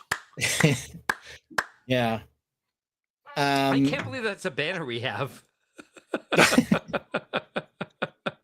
Well, that's for sets. That's for sets that just shouldn't be made. So I think it's for Animal Crossing characters. It is. It is. Because But it works here. It totally works here. Because there's this one too. You're cute, but you're not on the list. Yeah. So that was the other one we used for Animal Crossing. This one is good for when we're playing, when we're doing, these polls and playing the game. Yeah. Let's see here. Good Brickhead Brad points. says, in retrospect, it's not a big deal compared to today's price issues. Yeah, and Bill Bartley follows that up with Legoflation, and my mouse is somewhere off one of these. There it is. Hey, Yeah. look, he said it. I told you he did, and he did. Right. And I guess to some extent, you're like, man, these sets, like their legs are incredibly similar. You're not wrong. I mean, they did change up a few pieces and a few colors, but they're like literally using the same stickers. But it is based on similar IP. That last So- Jedi set is garbage, but it had sand blue tiles in it. I will say that. And And why? Legoflation. I already brought that up, but that's okay. I forgive you. You bring up stuff I put on all the time, my friend. I know, All the time. and you forgive me, and I appreciate I do. that. Yep, That's why I do it forgive you. just as easily for Thank you. you. Thank you. I did that just to make sure nobody's left out. Okay. Yeah. Yeah. Good work, BDB. The current battle price pack is the worst. Yeah, $45 for a battle pack. Back price. Baby. Yeah. I don't know if that's the worst. $160 for an 800-piece set is pretty absurd on the front end too. Mhm. But yeah, what do we think? Was this an outrage? Was Lego just straight up being lazy when they produced the set for $40 2 years after the Rogue One Yeah. An set came unfinished So- set. unfinished set? 80% of the Tainted buy-in at 82%. It changed right before I ended the poll. 82% buy-in that these should not have been the same price. This is a good controversy. All right. Okay. Not a brouhaha. Not a brouhaha. A valid controversy. This one was ridiculous at the time. I remember seeing the set after the movie and being like, okay, it was kind of funny what happened in that set. But like the However- fact that in that set they like ripped the top off, I'm like, why didn't they make one where the top comes off? Make it $30. So VMAC Or make it Tech $30. made a mistake and said that The Last Jedi wasn't a good movie, because it definitely was. Yeah. And they didn't communicate very well with Lego about what was going to be in it. BB was in the walker for like 15 seconds, and there's 2 sets of vehicles not in the film. Yeah, that's true, but it was a good movie. YoX says 100 clone boxes would sell better than current wave of Star Wars, and I think Lego should focus on that. Okay. For sales, sure. For what I want, no. Okay. A 12 piece Um, CMF of all of the same stormtroopers. Yeah, I'm into it. 100 Stormies. 100 Stormies. So there we go. That was my bit. What about you, Mark? You got something for Brouhaha or Blatherskite? Oh, I got a bit. Okay, good. Hold on 1 second. Let's do this and Running long today, everybody. No surprise there. All right, so I add an my extra term- hour to every show that I do. So, I just know, right? so we're aware. Mhm. All right, so my term was blatherskite, which Ben correctly called out earlier that it was like talking nonsense, but the very specific definition of it is someone. It's a person, so this is a noun. It's a person that says a lot, but doesn't get to a point, or doesn't make much sense with the volume of stuff that they say. So, Do we know anyone like that in the no, today or on this show or both? no. Mhm. Also, I'm going to bring up an example of this. So, if we were just going to bring up the topic of Lego's Yellow Castle, and a blatherskite was going to tell you something about it, they would say this. Here we have the Lego set Yellow Castle, which according to history is an icon, but according to eyesight is a bunch of school buses shoved together in a somewhat castle-y shape. The Latin root for icon is ico, which means we don't want you to build this into a gun, so we chose the next most castly and lemony color, yellow. Yellow is also associated with mustard, urine, and cowardice, and these knights are clearly cowards. These cowards have few weapons, indicating they're not interested in fighting, but they're flush with axes, making them more like armored lumberjacks than knights, probably using their axes to cut down yellow trees for more castle. They wouldn't last long in a fight anyway, since their armor consists of blue jumpsuits and gray aprons. There's a drawbridge for them to enter the castle, indicating there's a moat around the castle, but don't go out the back door then, because you'll fall right into the poop water. And good luck in a fire, blue jumpsuit lumberjacks. That back door opens in, which is against fire code, and you'll need a human around to lower the drawbridge because the weight of it isn't enough. Quite enough to lower it with that pulley and thread system you've constructed. Overall, the yellow castle is a castle, and it's yellow, but is it good? I don't know. I think maybe not. It's definitely got nostalgia on its side. The Latin root for nostalgia is nostalgia, which means I have zero taste now because I had a yellow Lego castle set when I was a kid. Okay. Yeah. What'd you Agree say, with Mark? everything you said. Yeah. Just a lot of things that were said that didn't really get to a point or make any sense, except to Ben, who agreed with every moment of I did. every word I said. I appreciated everything there. So I do It all made sense to me. I do happen to, in real life, know a couple of Blather Skites that are me and Ben.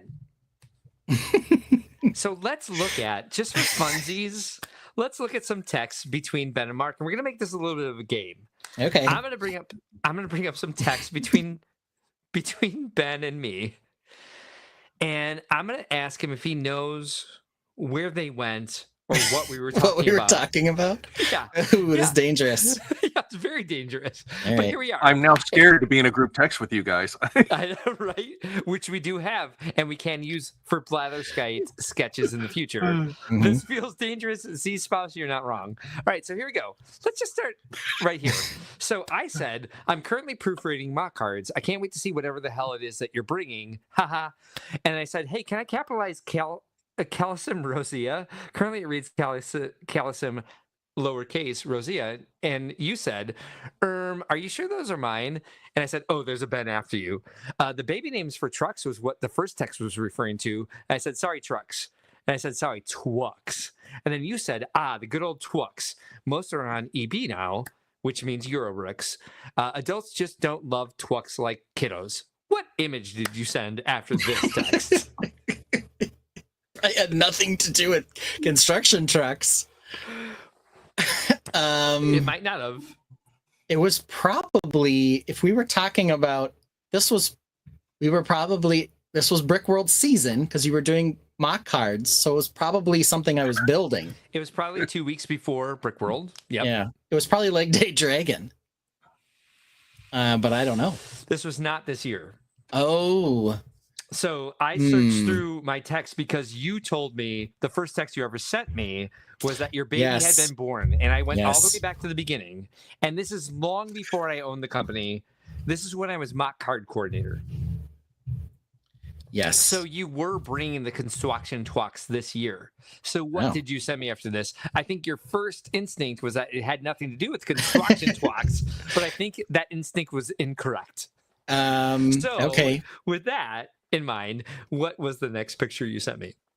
I was probably building a dump truck at the time. Yes, it's all of them. You All were right. ready to go. It's 2 weeks before you said construction twucks. I corrected did. me on how to spell it. Yeah. Yeah. All right, cool. So what's up next? Hey, what's going on here? What was the game? A bonus, where were we? You sent me this text and said Sergeant Pepper's Lonely Heart Club's Band. That's correct. That is what that is. What was the game here? What was the game? And again, I don't think you're going to do well at this game no. because there's years of text here. Yeah. And I will give you one hint. I thought you were sending me a Lego mosaic because this picture is so pixelated. And so I was confused about why you were sending it to me. But what was the game? And if you want to give up in 10 seconds, that's probably the best use of our time. I am not sure. That the only thing here is the crazy number of Beatles songs that they produced in a short period of time, including "I Am the Walrus." Right. I don't know if we were talking about walruses. We were not. We were talking about hearts. Oh, I don't know then. I have no idea. I don't remember why this happened. Oh. But the game was we were sending each other songs that had heart in the title. Ah. And so you sent me this and I said, "Oh, wow, that's an amazing mosaic. How'd you do that so fast?" And you said, "I thought we were just naming hearts." And I said, "Some kid is just going to build a dick over it." And I said, "Oh, that," meaning you reminded me of the game. Yeah. And you said, "Imagine building that cover on the graffiti wall. That would take 20 hours for one person, I think, if we had the parts sorted." And so then I dropped Total Eclipse of the Heart. And you said mic drop. Yeah. And so this will give you a clue of where we were. And now I'm singing it at the top of my lungs, and nobody will complain because every other room on my floor is gymnastics families. They're literally running up and down the fucking hallway. Where were we? We were probably in Milwaukee. You are correct. All right, good job. All right, so why would I send you this? And why would you respond this way? Again, if you can't read, the title of this article I sent to Ben is January 6th writer who used sovereign citizen gobbledygook at trial is found guilty. Why, Ben? Well, because one of my favorite pastimes outside of Lego is watching YouTube videos of sovereign citizens in court getting lambasted for their pure stupidity. And I do believe you called it a guilty pleasure. It is a guilty pleasure. Don't worry. They are my favorite. I looked it up. This guy was pardoned. Of course he was. All right. So I sent you a text. I said, "Any thoughts on a letter for this week?" Because we always have a letter of the week, like we're Sesame Street here. And you said, "R for roast." And I said, "So who are we roasting?" This was probably about April of 2024. Or, yes, it was April of 2024. Who would we roast on the stream? Who would we roast in April of 2024? I think we were probably roasting a set. Or maybe a line of sets that was coming out that year that I was excited about. Was it Animal Crossing? It was. And so you sent me this article, and I said, "Aha, yes, that dick." All right, next up. So someone from the Tainted, I don't remember who actually, sent me, probably VMAC, sent me this. Zane Lamprey on Instagram. "Ever want to swim with otters? At Blue Hills Ranch near Waco, Texas, you can." And he said, where did this lead us? Well, we watched the video. We did. Of them swimming in the hot tub. I may have invited you over to my hot tub, quite honestly. You did, but not in this set of texts. Okay. I think I don't know. Were we planning on traveling to Texas? Did we make a plan? Did we have an itinerary? I will say this. I can show you this video, but you're not going to hear the audio. They were so cute. Those otters that you could swim with. So oh my goodness, is the video that we're talking about right here. Yeah.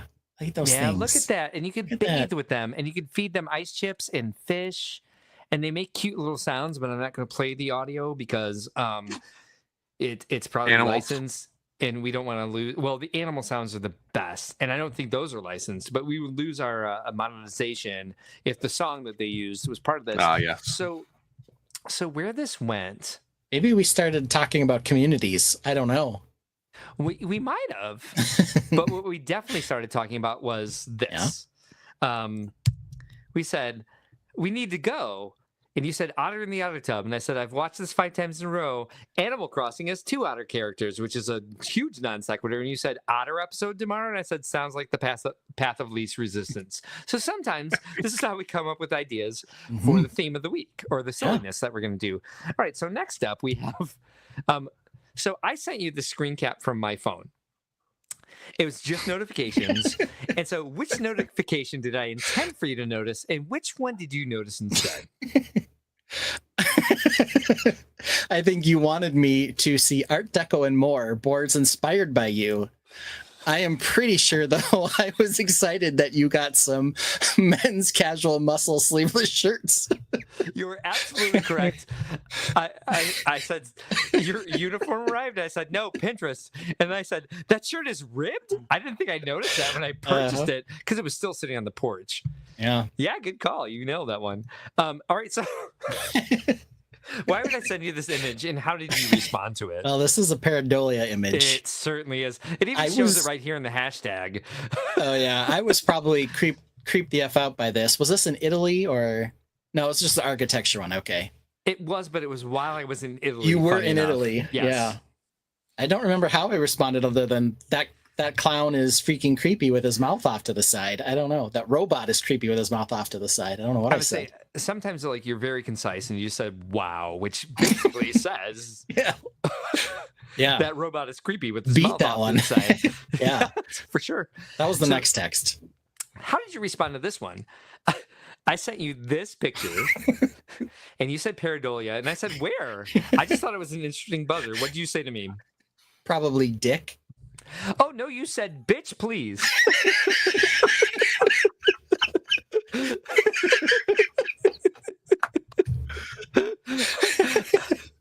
All right, so how did you respond to this image?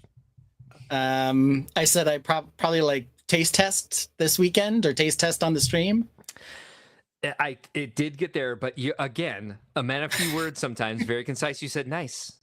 It is nice. Yeah. What else would I say? These weren't the Dots pretzels, which were also in the cart. These were the Dots Cheese baked curls. Cheese curls. Yes. Yeah, which we did do a live taste test. We did. Good memory. Why did you send me this image? Because those are the cinnamon sugar ones, motherfucker, and they are delicious. Yeah, I know. That's which why. you've been telling me for months before this particular image. Do you remember why you sent me this particular image? There is a little bit more to it. Because they are on the shelf. Correct. At a particular location. This is probably Walmart. Yes, I think you're right. Because And I think big I think maybe it's because you had some that said like limited time on them. You got it. Yes, no longer limited flavor. Yes, but Nice. these didn't say limited time. I was like, just give them to me all year long. They finally made it like an all seasons flavor. Yeah, you got it. You nailed it. If you don't mind, check out the comments, see if we're missing some stuff. I see them flipping up in my peripheral here. Z Spouse also says they She don't nailed say it. limited. She figured that one out. Let's see. Do those things creep you out, Ben? Are you talking about pareidolia? It doesn't creep me out. I just notice it. No, we just love it. In case you don't know, what pareidolia is. Wow, I'm way down on the list here. Pareidolia is seeing faces in inanimate objects, which are very clear in both of those. At least to me. I don't know if it's like something that everybody suffers from. I can't believe I said bitch please to you, but I know, I love it. Oh no, it's an appropriate response. Oh no, it goes further. All right, I'm so sure next it did. we have why did I call my creation a turd? That's the first question. Let's do with that first. Well, we created an acronym for turd. Mm-hmm. So I don't know if you were like, trying to use it in that context, or if you actually thought that this looked like a pile of stringy poop. I'm not sure. It does, but it was like I know it stood for totally unique radical design. Yes. Yep. But how would you respond to this? When you said massive turd? Almost every time. Every time I sent you a picture of a turd, you would say what? Neat. Congrats. Good work. You might have said polish it. Every time I sent you a turd. And what did I say? Bitch, it done been polished. Well, there we go. Where I showed both my versions of the previous attempt from the street. And where do you think the conversation went from here? And think carefully. Where do you think this conversation went? We ended up talking about bald cypresses, You but are you correct. did. Yeah. And we focused on the say- bald part of it. Right. It should done been polished. Yeah, we probably talked about that it was a bald cypress, but I don't know. We call each other Comb bitch over. more often than I thought. Comb over definitely comes up, but if I said, if we're talking about a bald cypress, where does that topic usually go? Knowing Matt's head. You Or are Mr. correct. Clean, or both. It went directly to Mr. Clean, but look at where this went. Okay, so you said nice. Did the roots thin out as they go up? I like the effect, actually. And I said they technically, in real life, just morph into the bark, but this is my fantasy tree. It's called the comb-over cypress. It's the first time we came up with that. I said, nice, I like it. Bald is for sexy men like Mr. Clean, not for trees with a Z. And I said, Mr. Clean is sexy. Very astute of you. And then what did you say after that? Matt looks like Mr. Clean, probably. You said this. You told me he's your closeted Mark Crush cartoon, and then brought up the fact that straight people do not feel the same way about the Pine Saw Lady, and had an example ready for me. Yes. And you said, though, this picture is fire. And It I is. just threw down and said, yeah, but like straight men are going to clean. And then you did the research and said, Rachel says I tidy, I don't clean. Yes, that is what what she accuses me of. She goes, "You tidy up, you don't clean up." So Ben and Chris, this is why in our group text about the first text that Ben ever sent me, that's why I was responding so slowly. Why there was like 5 minutes or so between all my responses, because I was scrolling through years and years of text with Ben. And Well, this makes total screen capping sense. as I went. Yes, That makes total sense. And we came up with the term blatherskite after I screen capped all of these. Like the perfect marriage for silliness this week. Rachel says I'm getting better at cleaning. Oh, good. She also says, "Dude, your turds make you look like you need to see a doctor." That's from Brickhead Brad. You're not wrong. Mm-hmm. So speaking of being better at cleaning, you're also pretty good at remodeling on your own. So what was the next text you sent me after this one? Well, I was taking the floor out of the bathroom. I think they just went right over the top of this. I don't know. I mean, I guess the next thing that happened is the new floor went down. So it was more floor, but I accidentally cut it off. Less floor, more floor is what you told me. And this was after your basement flood, correct? No, this was remodeling on the main floor. Oh, on the main floor. Oh, okay. So it all the main floor, the kitchen and the bathroom both had these 1 foot by 1 foot tiles that were installed improperly. And they all would crack, and all the mortar cracked, and they were like all coming up. So they were really easy to pull up. Yeah. But here they were replacing my floor with this vinyl laminate. And that's what we have down here now. And that's why in this, I thought this was the basement. But we text each other a lot when anything's going on. And Kevin Schmidt, salute. So here's the next one. Why was I sending you pictures of my furnace? because there was a leak on your floor. And I believe we were searching for something specific in this furnace. Yeah. A clean out or something along those lines. Thank you. Because I don't have an answer to this. Because I was scrolling through so fast, I just screen capped the pictures and didn't go to the bottom. It didn't go back because I would have to go back 4 years to see what it was. And I'm not going to do that again. So the fact that you have the answer is great. Because there's more to this for this one. Yeah, there's more to this. So we were looking to see if there was. We were looking to see if there was a place so that you could open up the furnace to look for your evaporator coil because you had water on the floor. However, the first thing I told you is that anyway, the first thing that I told you was that you probably had a sump pump that turned off, and you told me, "Bitch, please, no, I don't." I checked that 7 times. Probably it turns out that your sump pump was plugged in and turned on, but it had burned out and was not working. So you can see the where the water built up here along the baseboard, and it came under the wall, which guess where this wall is? Right here. So after the flood, there was water coming into my Lego room again, and I was like, it's just literally here again, and it's coming for the Lego. So yeah, that's why that happened. And look, I had replaced the filter, but just left the box right there. Anyway, that turned out much better than I thought it would. I thought we were just going to be like lost. No. You had the answers. Yeah. How did you describe these skiers to me? Did I take this picture? You did.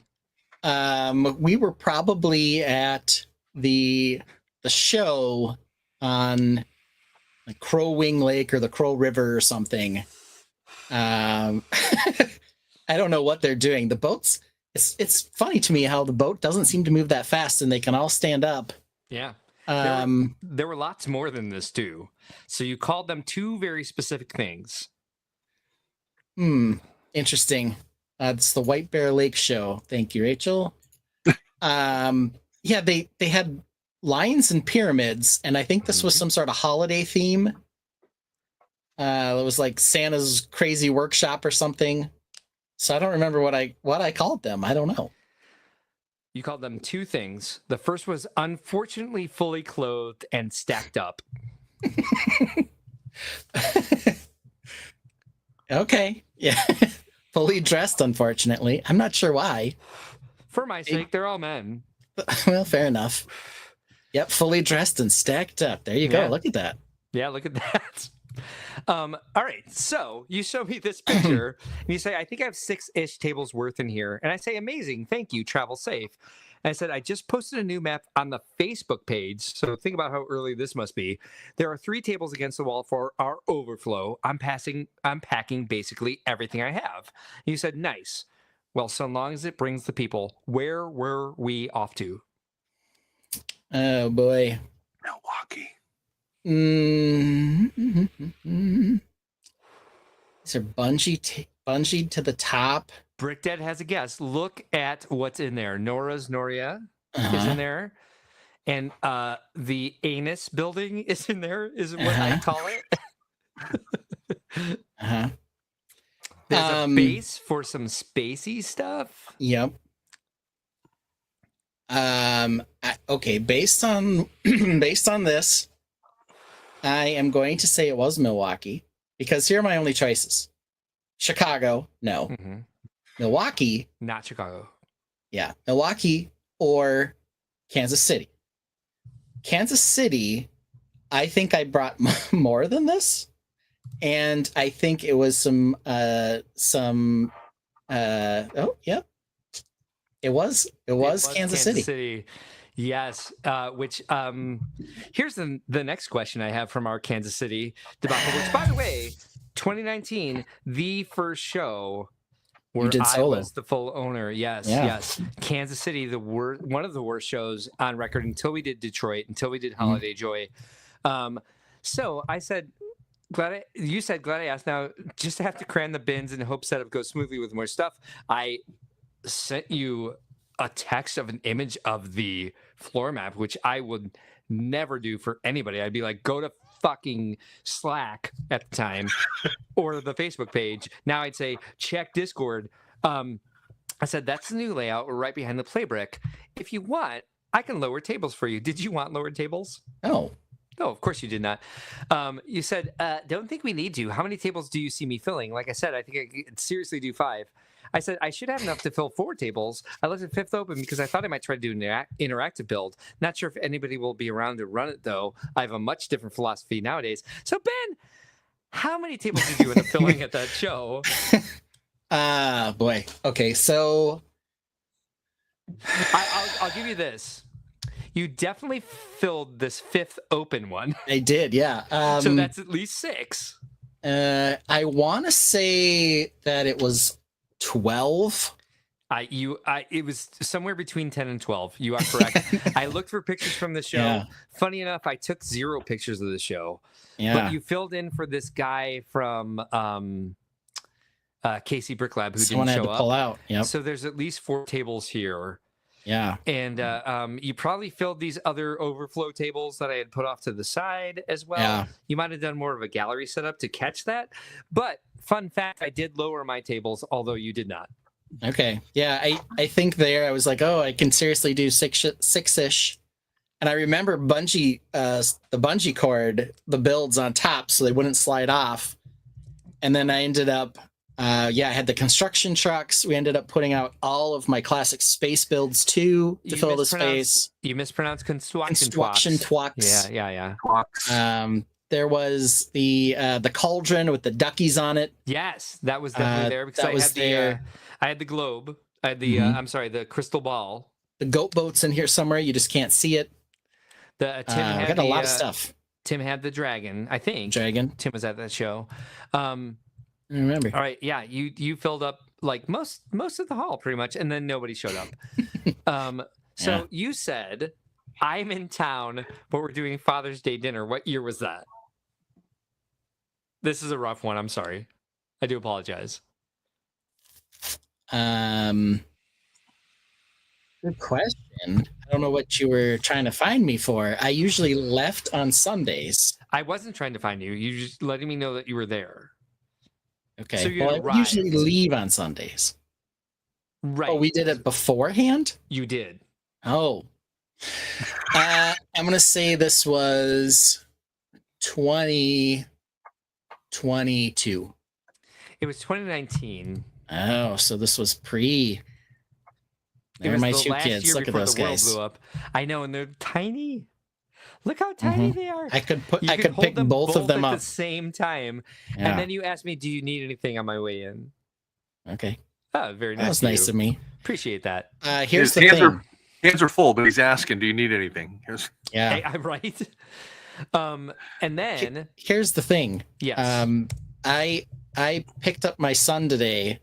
I was like goofing around with him. I picked him up to like power bomb him onto the couch, and my back has been hurting all day from doing that. So I could pick both of these kids up now. When I pick up one of them, like my back explodes. Like I'm such an old man now. So all right. So next, Hold on, let me move my walker. right? You said, "Check out this handsome lad on Spaceship Pewter." yeah. And how did I respond to that? You probably said he's got a protuberant nose. You're not wrong. I definitely deflected the compliment, Uh-huh. and I said, "Oh, cool! You got John Boyega to fit in your spaceship." And I said, "Oh my God, it's my face." And you said, "You fit better than John. He bumped his head on the doorways." I said, "I fit a lot of places other grown men don't." And you said, "Yeah." And I exclaimed you on that. Yeah. It's a typical interaction between us. That's what should have happened. Yep. What did I get No. myself into?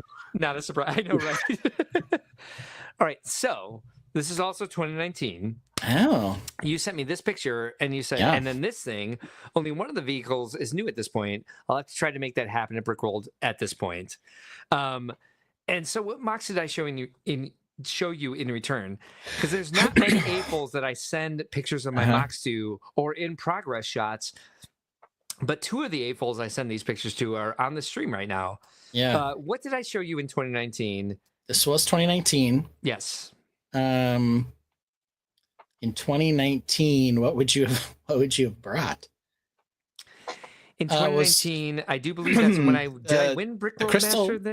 The crystal ball or the fire ship? The fire ship was the year before, and that's the year 2018. 2018 was the year was that I year. won Brickworld Master. So the following year, I brought some vignettes. Vignettes. You made some vignettes. Yeah, two of my favorites, which I also brought to Kansas City. Well, I remember the crystal ball. Right, which was part of the potion shop. Yeah. But these were individual displays. Potion shop was the best. Thank you, Al.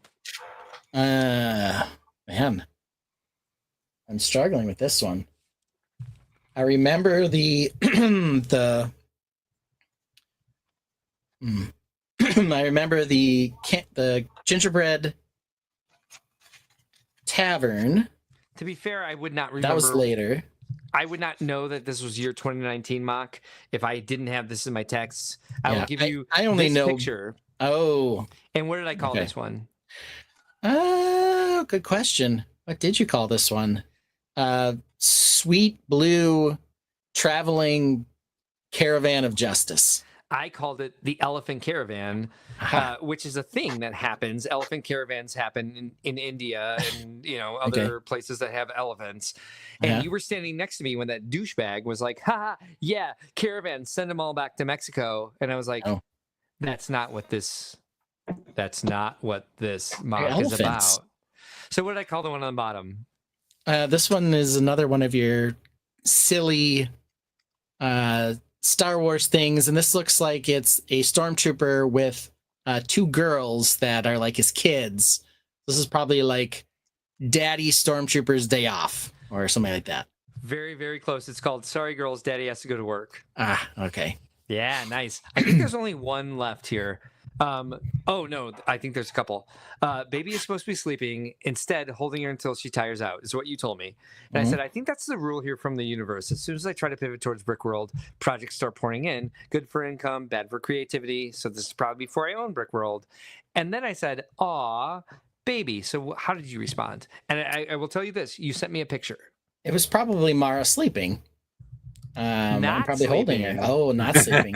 Sleep is for suckers. Look at how bald she was back then. I know, right? Look how But it's sweet she amazing looks. how similar the kids looked as babies. Hmm. When I first scrolling through, I'm like, there's Miles throwing up his attitude, and I was like, no, it's not. It's Mara. Look at the big eyes. That's Mara. All right, last one. What picture accompanied this text? You said, per my own Brickworld tradition, to Pete, which I first thought you meant Pete, who builds the domes, but you didn't. You meant like not a Two Pete, a two Pete. Yeah, it's 2 years in a row. You fulfilled this Brickworld tradition. What was it?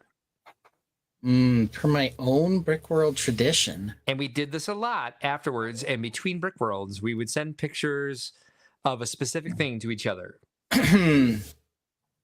Is to Pete. This apparently was the second year in a row you had done this.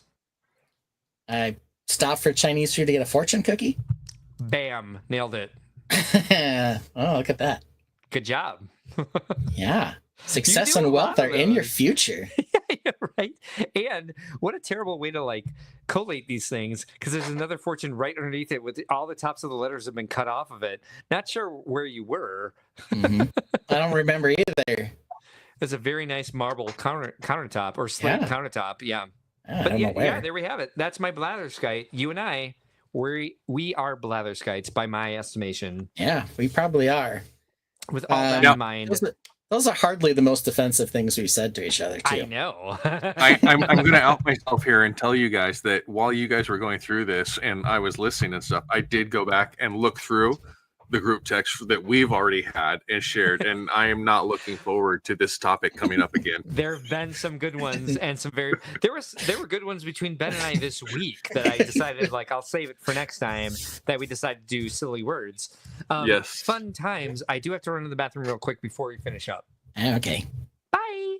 All right. He's going there. We're going to say that it's a little bit of poll time, as someone say, and I don't mean that as like, you know, a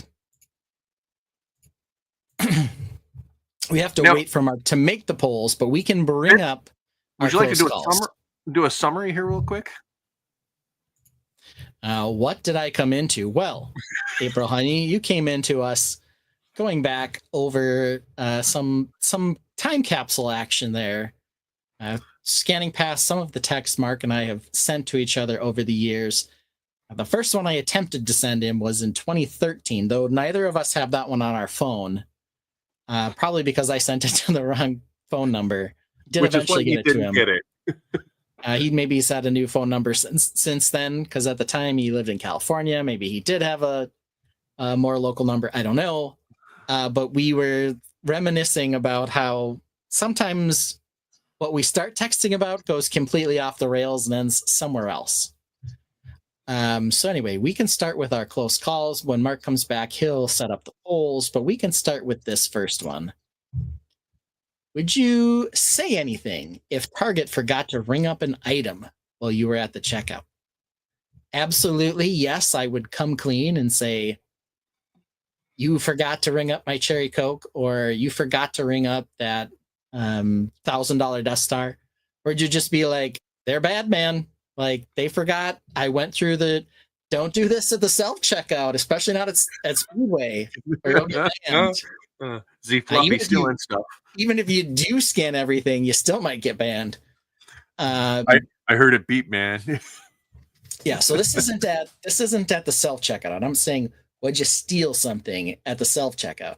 I'm saying they're scanning it and they miss something for whatever reason. Do you say something, or you're just like, yeah, whatever? I have two perspectives on this, and the first one is if I knowingly at the register and they don't scan it, and it gets like it's in the cart, they see it, they look at it, and they don't scan it because they're like distracted by trying to talk to you or something like that.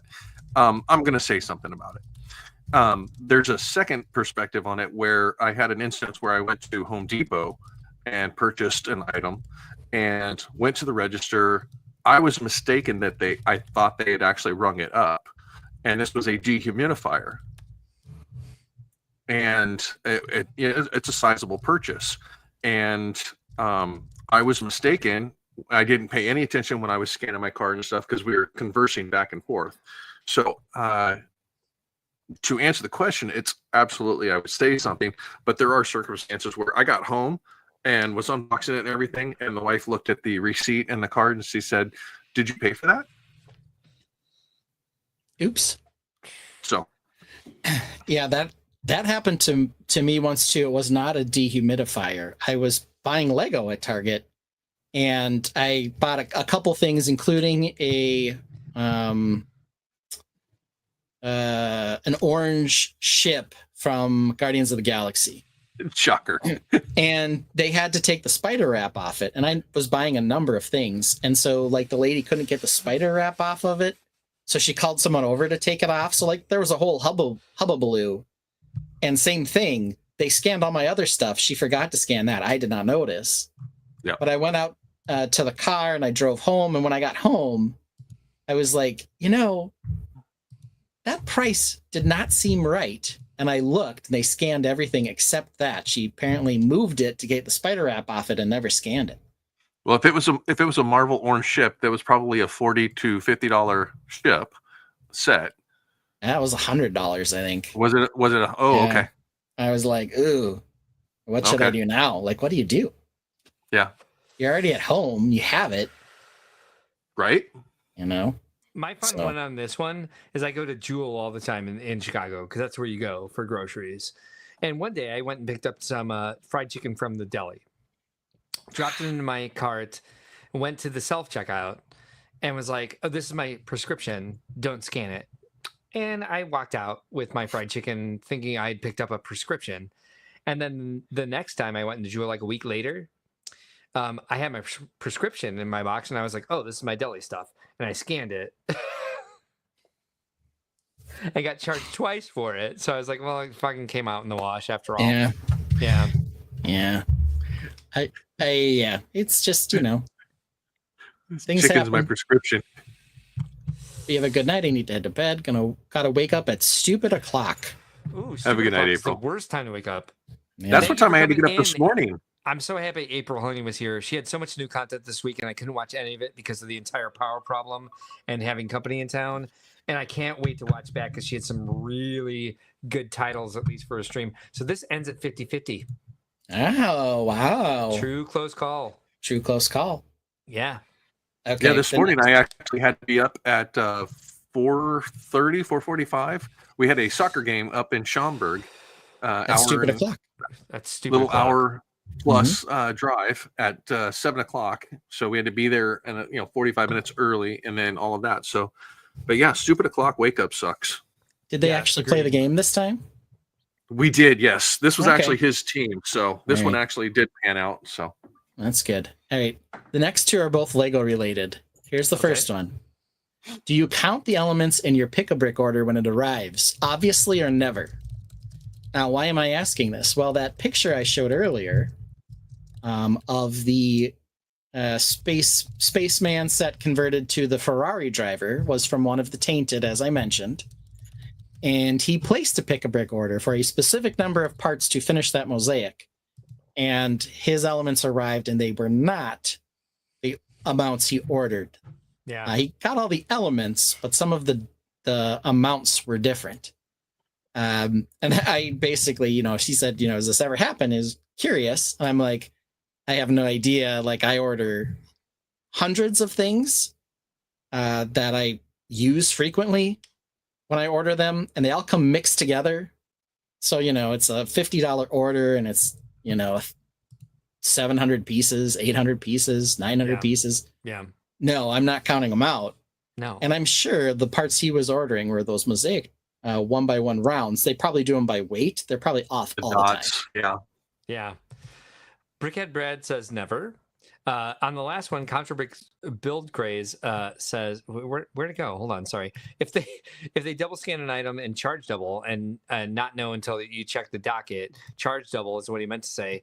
Yeah, I mean that's a different way to protect yourself for sure. Otherwise, I don't think I really look, unfortunately, on either because I am with Brickhead Brad now. I never do. First time I got one in, I checked everything.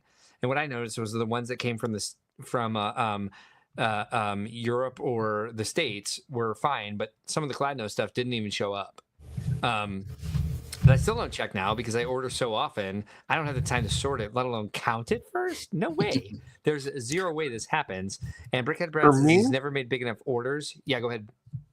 No, I was waiting for what I was going to say is for me, it depends on what's all in the order. Say I'm doing a bulk and I'm getting translucent blue cheese wedges, and those I'm using in bulk. So I've got 500 of those, but I have another 50 of some specialty pieces that I ordered with the set because they were cheap enough and stuff like that. I will inventory half of it. Yeah. So those types of, that's how it works for me. If I'm buying a bulk of something, I don't inventory that. But if I have a smaller portion of things, I will inventory those to make sure I got the right amount, because those are usually build specific. So this is creating quite a brouhaha here in the it is in the Tainted. Alphonse says, I usually watch with extra underparts. I do count out things I usually wash with extra underparts. I do count out things during boring meetings. Contrabrick's build craze says, now I haven't double checked my pick-a-brick orders. Yellowix says, when he ordered like 1,000 worth of pick-a-brick, it was all wonky. Alphonse says, however, earlier this year an order had an extra 210 2x3 block bricks that I did not order. Wow. Well, keep those. Jazzy Viking Brick says, I counted and got 3 extra tiles. Yellowix says, at least I got the ridiculous amount of VIP points. Falco Rich says, in a recent pick-a-brick order, the first half of my order was replaced by a bunch of same torso and legs I did not order. Brickhead Brand says, I'm sure that they to scale count them and you get a 3% variance at my work. Yep, I agree with that. Brick Built Lab says, if I order from an exported studio list, I'm counting. They always short you on small pieces. Yellowwick says, for building for myself, it does not really matter. But when I'm building for a client, yes. Makes sense. Contrabrick's Build Craze says, Jazzy, wow, you got extra parts in your pick-a-brick order. Nice. So this ends with obviously at 67%, higher than I expected. That's quite a bit of extra time that I don't have, unfortunately.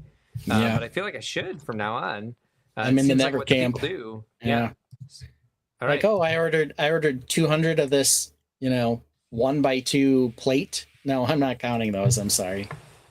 But I did have one order come in double shipped, where I placed it, and they actually sent me a second complete order of it. And so, I didn't say nothing about that. Okay, they're bad. Yeah, they shipped me a pick-a-brick order earlier this year in an envelope, and the envelope opened, so I didn't get anything in it. So I had to contact them, and they made me send them a picture of the envelope, and then they resent me the second order. So I'm like, I order enough from them that, and their customer service is usually pretty good.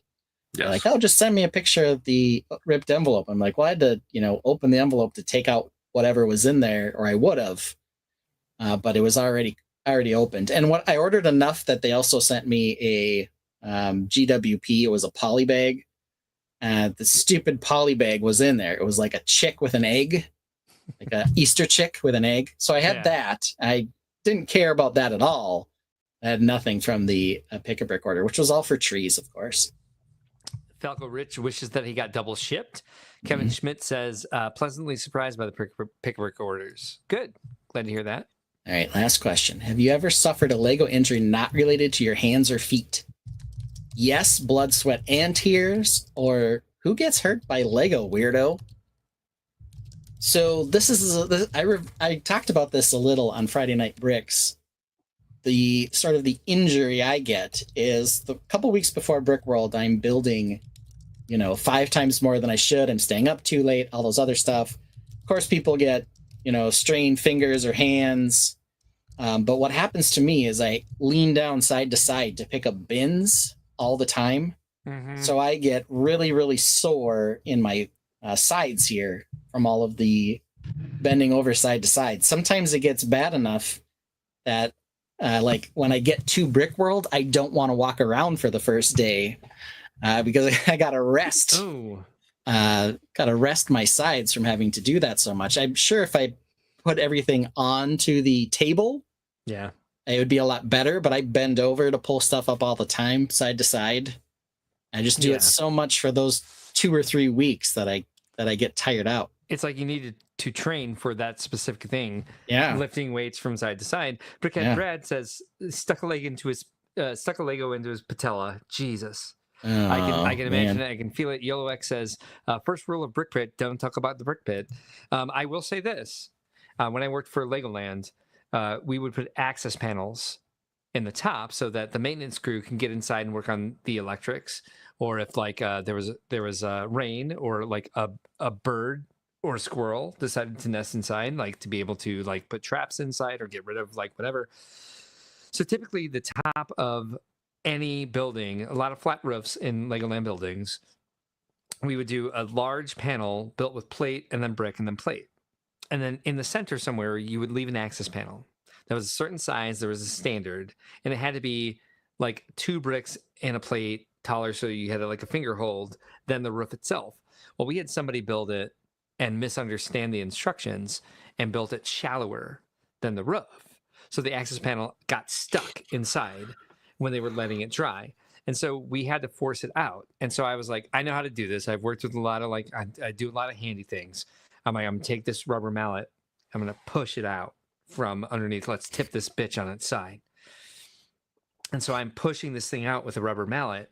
And the problem with a Lego, a giant Lego construction like that for Legoland, is there's also a bracing inside. A lot of times to hold either a steel channel or like just to brace it inside, just depending on the size of the building. So this one had a lot of bracing inside that was all rows of 2x10 bricks, like a grid of them inside. So I had to reach through that grid to push this panel out, and it took a lot of force. And so when it finally came out, my arm went up inside, all up the tubes, and I had so many cuts down my arm, they had to take me to first aid and clean it and check to make sure I hadn't cut a what's the Tendon? what's the An no, not artery? a tendon, an artery. Thank you. Ligament. Mhm. Oh, yeah. Yeah, no, an artery. Make sure I wasn't going to Ooh. bleed out because it went from here all the way down to my elbow, and so Oh, it was wow. all kind of around the arteries. They said I missed it by like less than a few That millimeters. much, I know, yeah. right? And they're like, "Do you want to go get stitches?" And I was like, "No, just wrap it up and let me get back to work." I'm like, "I'm sure as long as there's not an artery bleeding out, I don't think I need stitches." But Yeah. it was pretty bad, and like I thought it was going to scar. There might actually be some. I don't know. It had been my right arm. Mhm. So this one ends with. Let's see. Brickhead Brad says that Lego sent him to the ER. I wonder more about that. Yeah.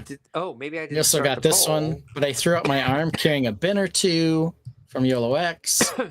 Algav says bent over and caught my head on an edge and cut it, so he's had a head injury. Yeah, we don't know what he got sent to the ER. I did at one point have to check up in my Lego room here. Let's go to my extra camera. This will be fun. Let's go to the 86%. sky cam. Let's go to the sky cam here. 86%, by the way, said yes, blood, sweat, and tears. So we will go up here. So up in this corner of my Lego room, we will add my thing, remove, add. Okay, up there, you see there's an access panel up there? Yeah. So I had to see what was behind there because we were working on some gas work at the house. And so I thought there might be a valve up there for the gas because the gas comes in that way. Turns out there was not. There's like nothing behind that access panel. But at the time I had to climb up there, I had been working on a space-based project that was covering the entirety of my table here. So I climbed up there with base plates covering the entire table. And I had divots in my knees from the studs for like 2 hours. It was the worst. So Cumberland Ugh. says, "Did you install all of those shelves?" I did, yeah. Certainly did. Why wouldn't I? Alphen says, "Are those all of the CMF lines on your shelves?" Those are, yeah. Lots of CMFs all over the place. Ben No knows- Mr. Gold though, if anyone wants to ask. No. Ben has a shorter list of like handy home projects. One of which is like running Ethernet line through the walls. Mhm. The other is finding a stud to hang shelves from. Yeah. Easily, yeah. Yeah, you 100%. gotta know how to do that. So yeah, I ended up with the depressions or the impressions on my knees for several hours. Yeah. So I'm going to go through my close calls very quickly because I told Matt, sure, we can be done by 10:30. So he's eating dinner by himself right now, and mine's sitting on the stove. So we're going to save these 2 close calls for next week, so you have an entire week to think about them. First question is the dog that bit Orion. 1, an asshole dog. 2, a dog that needs patience and training. 3, an asshole dog that needs patience and training. Don't answer now. You have a week to think about it. Other question is a vocal dog cute or annoying? And I do have, as we played at the beginning of the stream, a visual reference for this. By vocal dog, I mean this.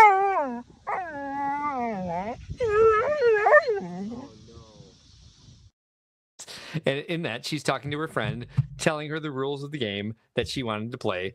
I love it. I don't know that everybody does. But here we go. We'll start with this. Are the Animal Crossing dogs cute or boring? What about creepy? Yeah, how about now? Yeah, creepy. Yeah. I mean, the first one is kind of cute-ish. But I don't know. I guess I'd say about the first one, you're cute, but you're not on the list. The other 3 are just kind of creepy. He was on the list, actually. So, Shep, cool. Shep was one of the smugs I would take. All right. But we got Zell, so he was technically on the list. So The last guy is cute. terrifying, man. He's not cute at all. Why did they do him so wrong? That is Mac. Ugh. He's a jock. Grumpy Mac. I know, right? Creepy, I'll add, actually. I accept the third option. So you have 3 options. Are they cute, boring, or creepy? Goldie is kind of cute in the game. She has red eyes in Lego. Yeah. And then Cherry, probably the best one up here. Yeah. And you gave us the Lego version there, and the eyes look more orange than death red, like they appeared on the box. True, and they're brown in the game. I did look it up. This doesn't look brown. I think if they wanted to like match her nose, sure. Yeah, Why they made look it more reddish red? orange or dark orange. Kevin Schmidt says not boring. Cherry is a cheater. Oh, is she? Falco Rich goes with creepy. Yellow X says, but Cherry is so hard to keep on my island because you don't talk to her enough. Copper Valerie, I didn't choose Lucky because I didn't think people would get in context of the game. Lucky is wrapped up like a mummy. It depends on the dog. And there's not a lot of dogs in the game, but there are a lot of dogs in real life, a lot of different breeds. And I don't feel this shape of dog that Animal Crossing came up with actually does real dogs justice to the point where if you love dogs, there's not one in here you necessarily like. Everybody has floppy ears. Nobody has pointy ears or vertical ears. And pointy ears are awesome on dogs. That's what I really wanted with Orion. She has giant floppy ears, which I've learned to love because people always comment on her ears, and they're so funny. The way they flap in the breeze and the way they flap up and down when she's really excited, or the way a jackass dog bites them when they're aggressive and reactive, and it scares the fuck out of you, and she bleeds out of her ear for a good hour, and you're like, what do I do? What do I do? Yeah. That's also not fun. But yeah, so they have floppy ears. And I do love dogs, but I don't have any dogs on any of my islands because I don't care for the character itself in Animal Crossing. Z Cerberus, you got something to bring up here? Yeah, right here. Look at those are red. They look bright red. Reddish eyes. Look at that. Bitch looks hungover. Yeah. She's like, I'm okay. It'll be a good day. I just have to push through. Here, Goldie's not so bad, but like in that other orange. picture, he looks freaking possessed. She looks possessed. Yeah, but exactly. They're unsettling in either color. So cute won at 44%. But I think only because we added creepy. How did creepy do? Let's see. Hold on. It takes a second. In the meantime, think about this one.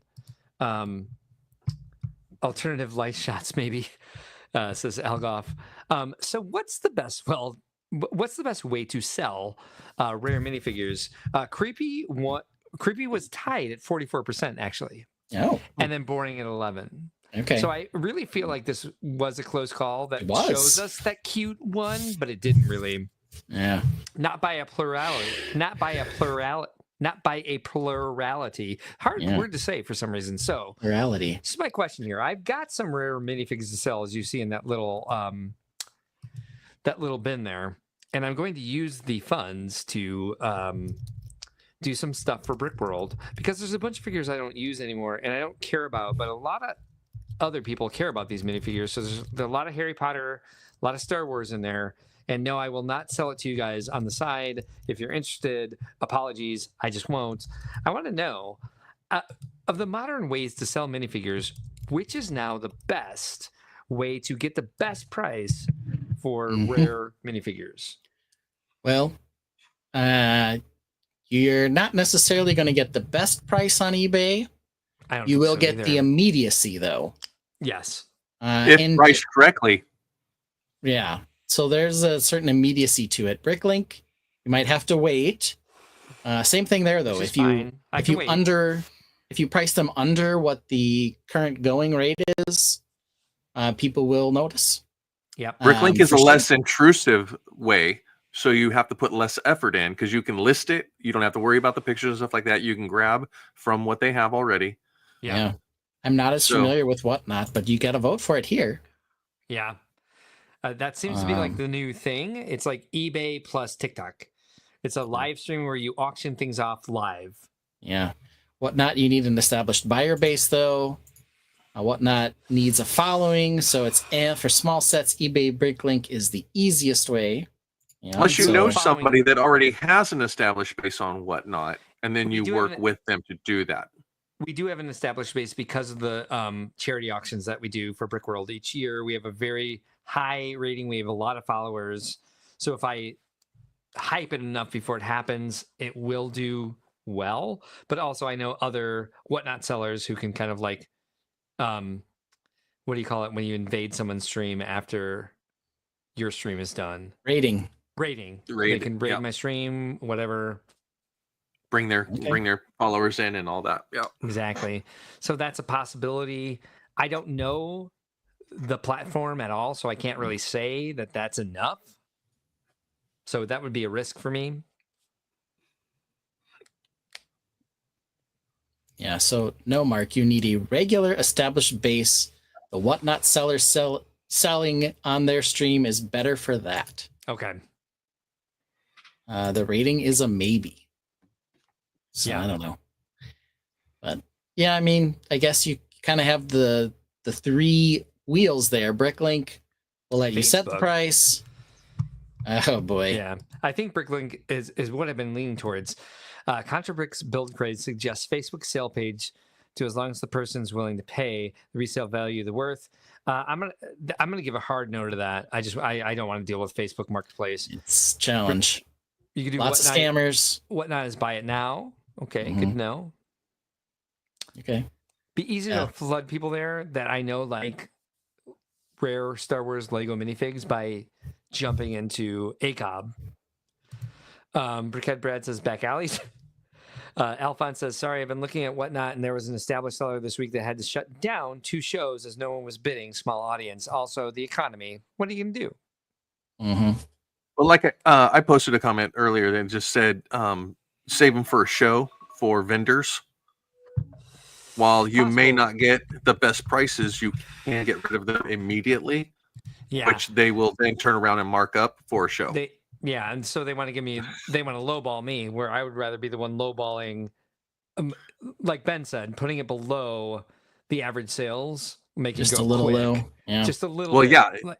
Yeah, exactly. But if you took a list into them and said, this is what I have, these are the prices I want for them, do you want them as a bulk at these prices or not?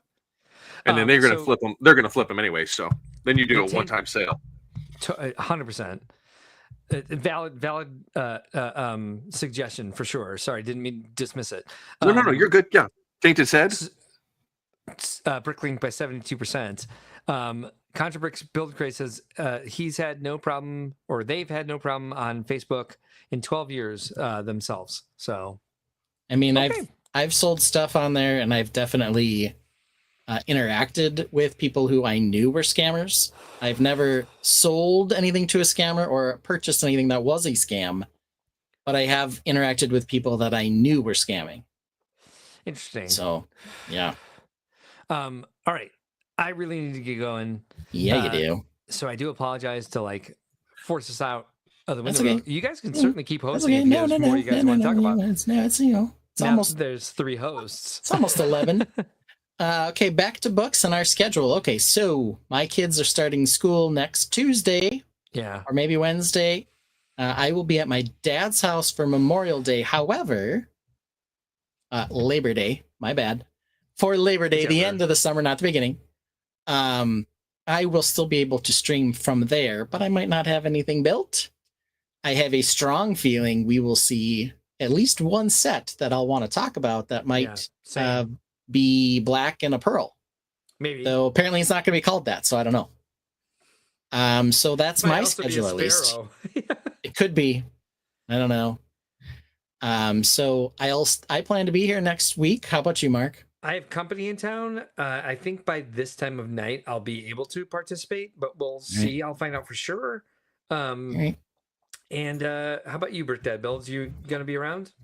I definitely should be. Yeah, that'll be the first of the month weekend, a buy night for any September 1st releases. Yeah, and some of that. So we can definitely talk about that as well. So we got our first ooh of the night. Ooh. Not sure why, but we did, and it counts. So we can definitely take a look at. Oh, it's another. You have that shirt, yeah. It's a good old Jurassic Park shirt. Maybe there's the old black pearl there. Maybe a Monday night stream, but I think we should be able to do Sunday night. But yeah, I think we should be fine. Yeah, so we can take a look at what's coming down the pipe. So it's maybe a little bigger than that one, from what I can tell. We can discuss what it has and what we don't have coming in a possible new set. Yes.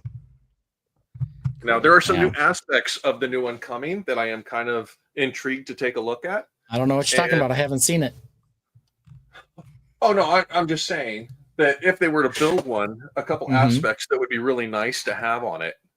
Yeah. So, if it had a display base and like you could lift it off the display base for no to Monday night. Yeah, you're not doing Monday night, it's Sunday night.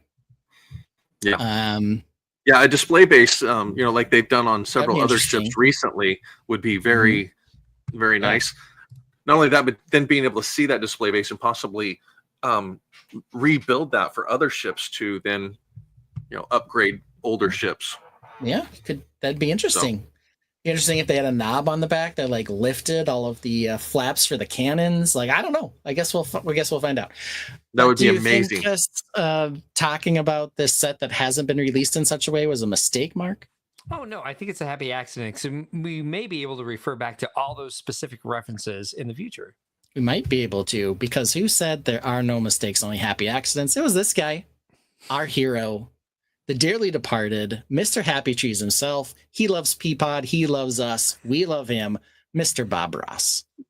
Thank you all for joining us tonight. We will miss you very much until next week. Have a good one, and thanks for joining us. A new Lego set, can't wait to see. Oh, it's Peely Bone, okay, what could it be? Half banana, half bone. It's a bonkers sight. Be it stupid or cute, it just doesn't seem right. Guts, oh, what it's like to behold. Little brown splatters, stories untold. Is it a bruised banana or something else? How did Peely Bone end up on the shelves? A banana with a skeleton, what's the deal? A mashup too wild to find the appeal. He's not a doorbell, don't say ding dong. Every part of Healy Bone is just plain wrong. Don't say ding dong. Don't say ding dong. Just plain wrong. Just plain wrong.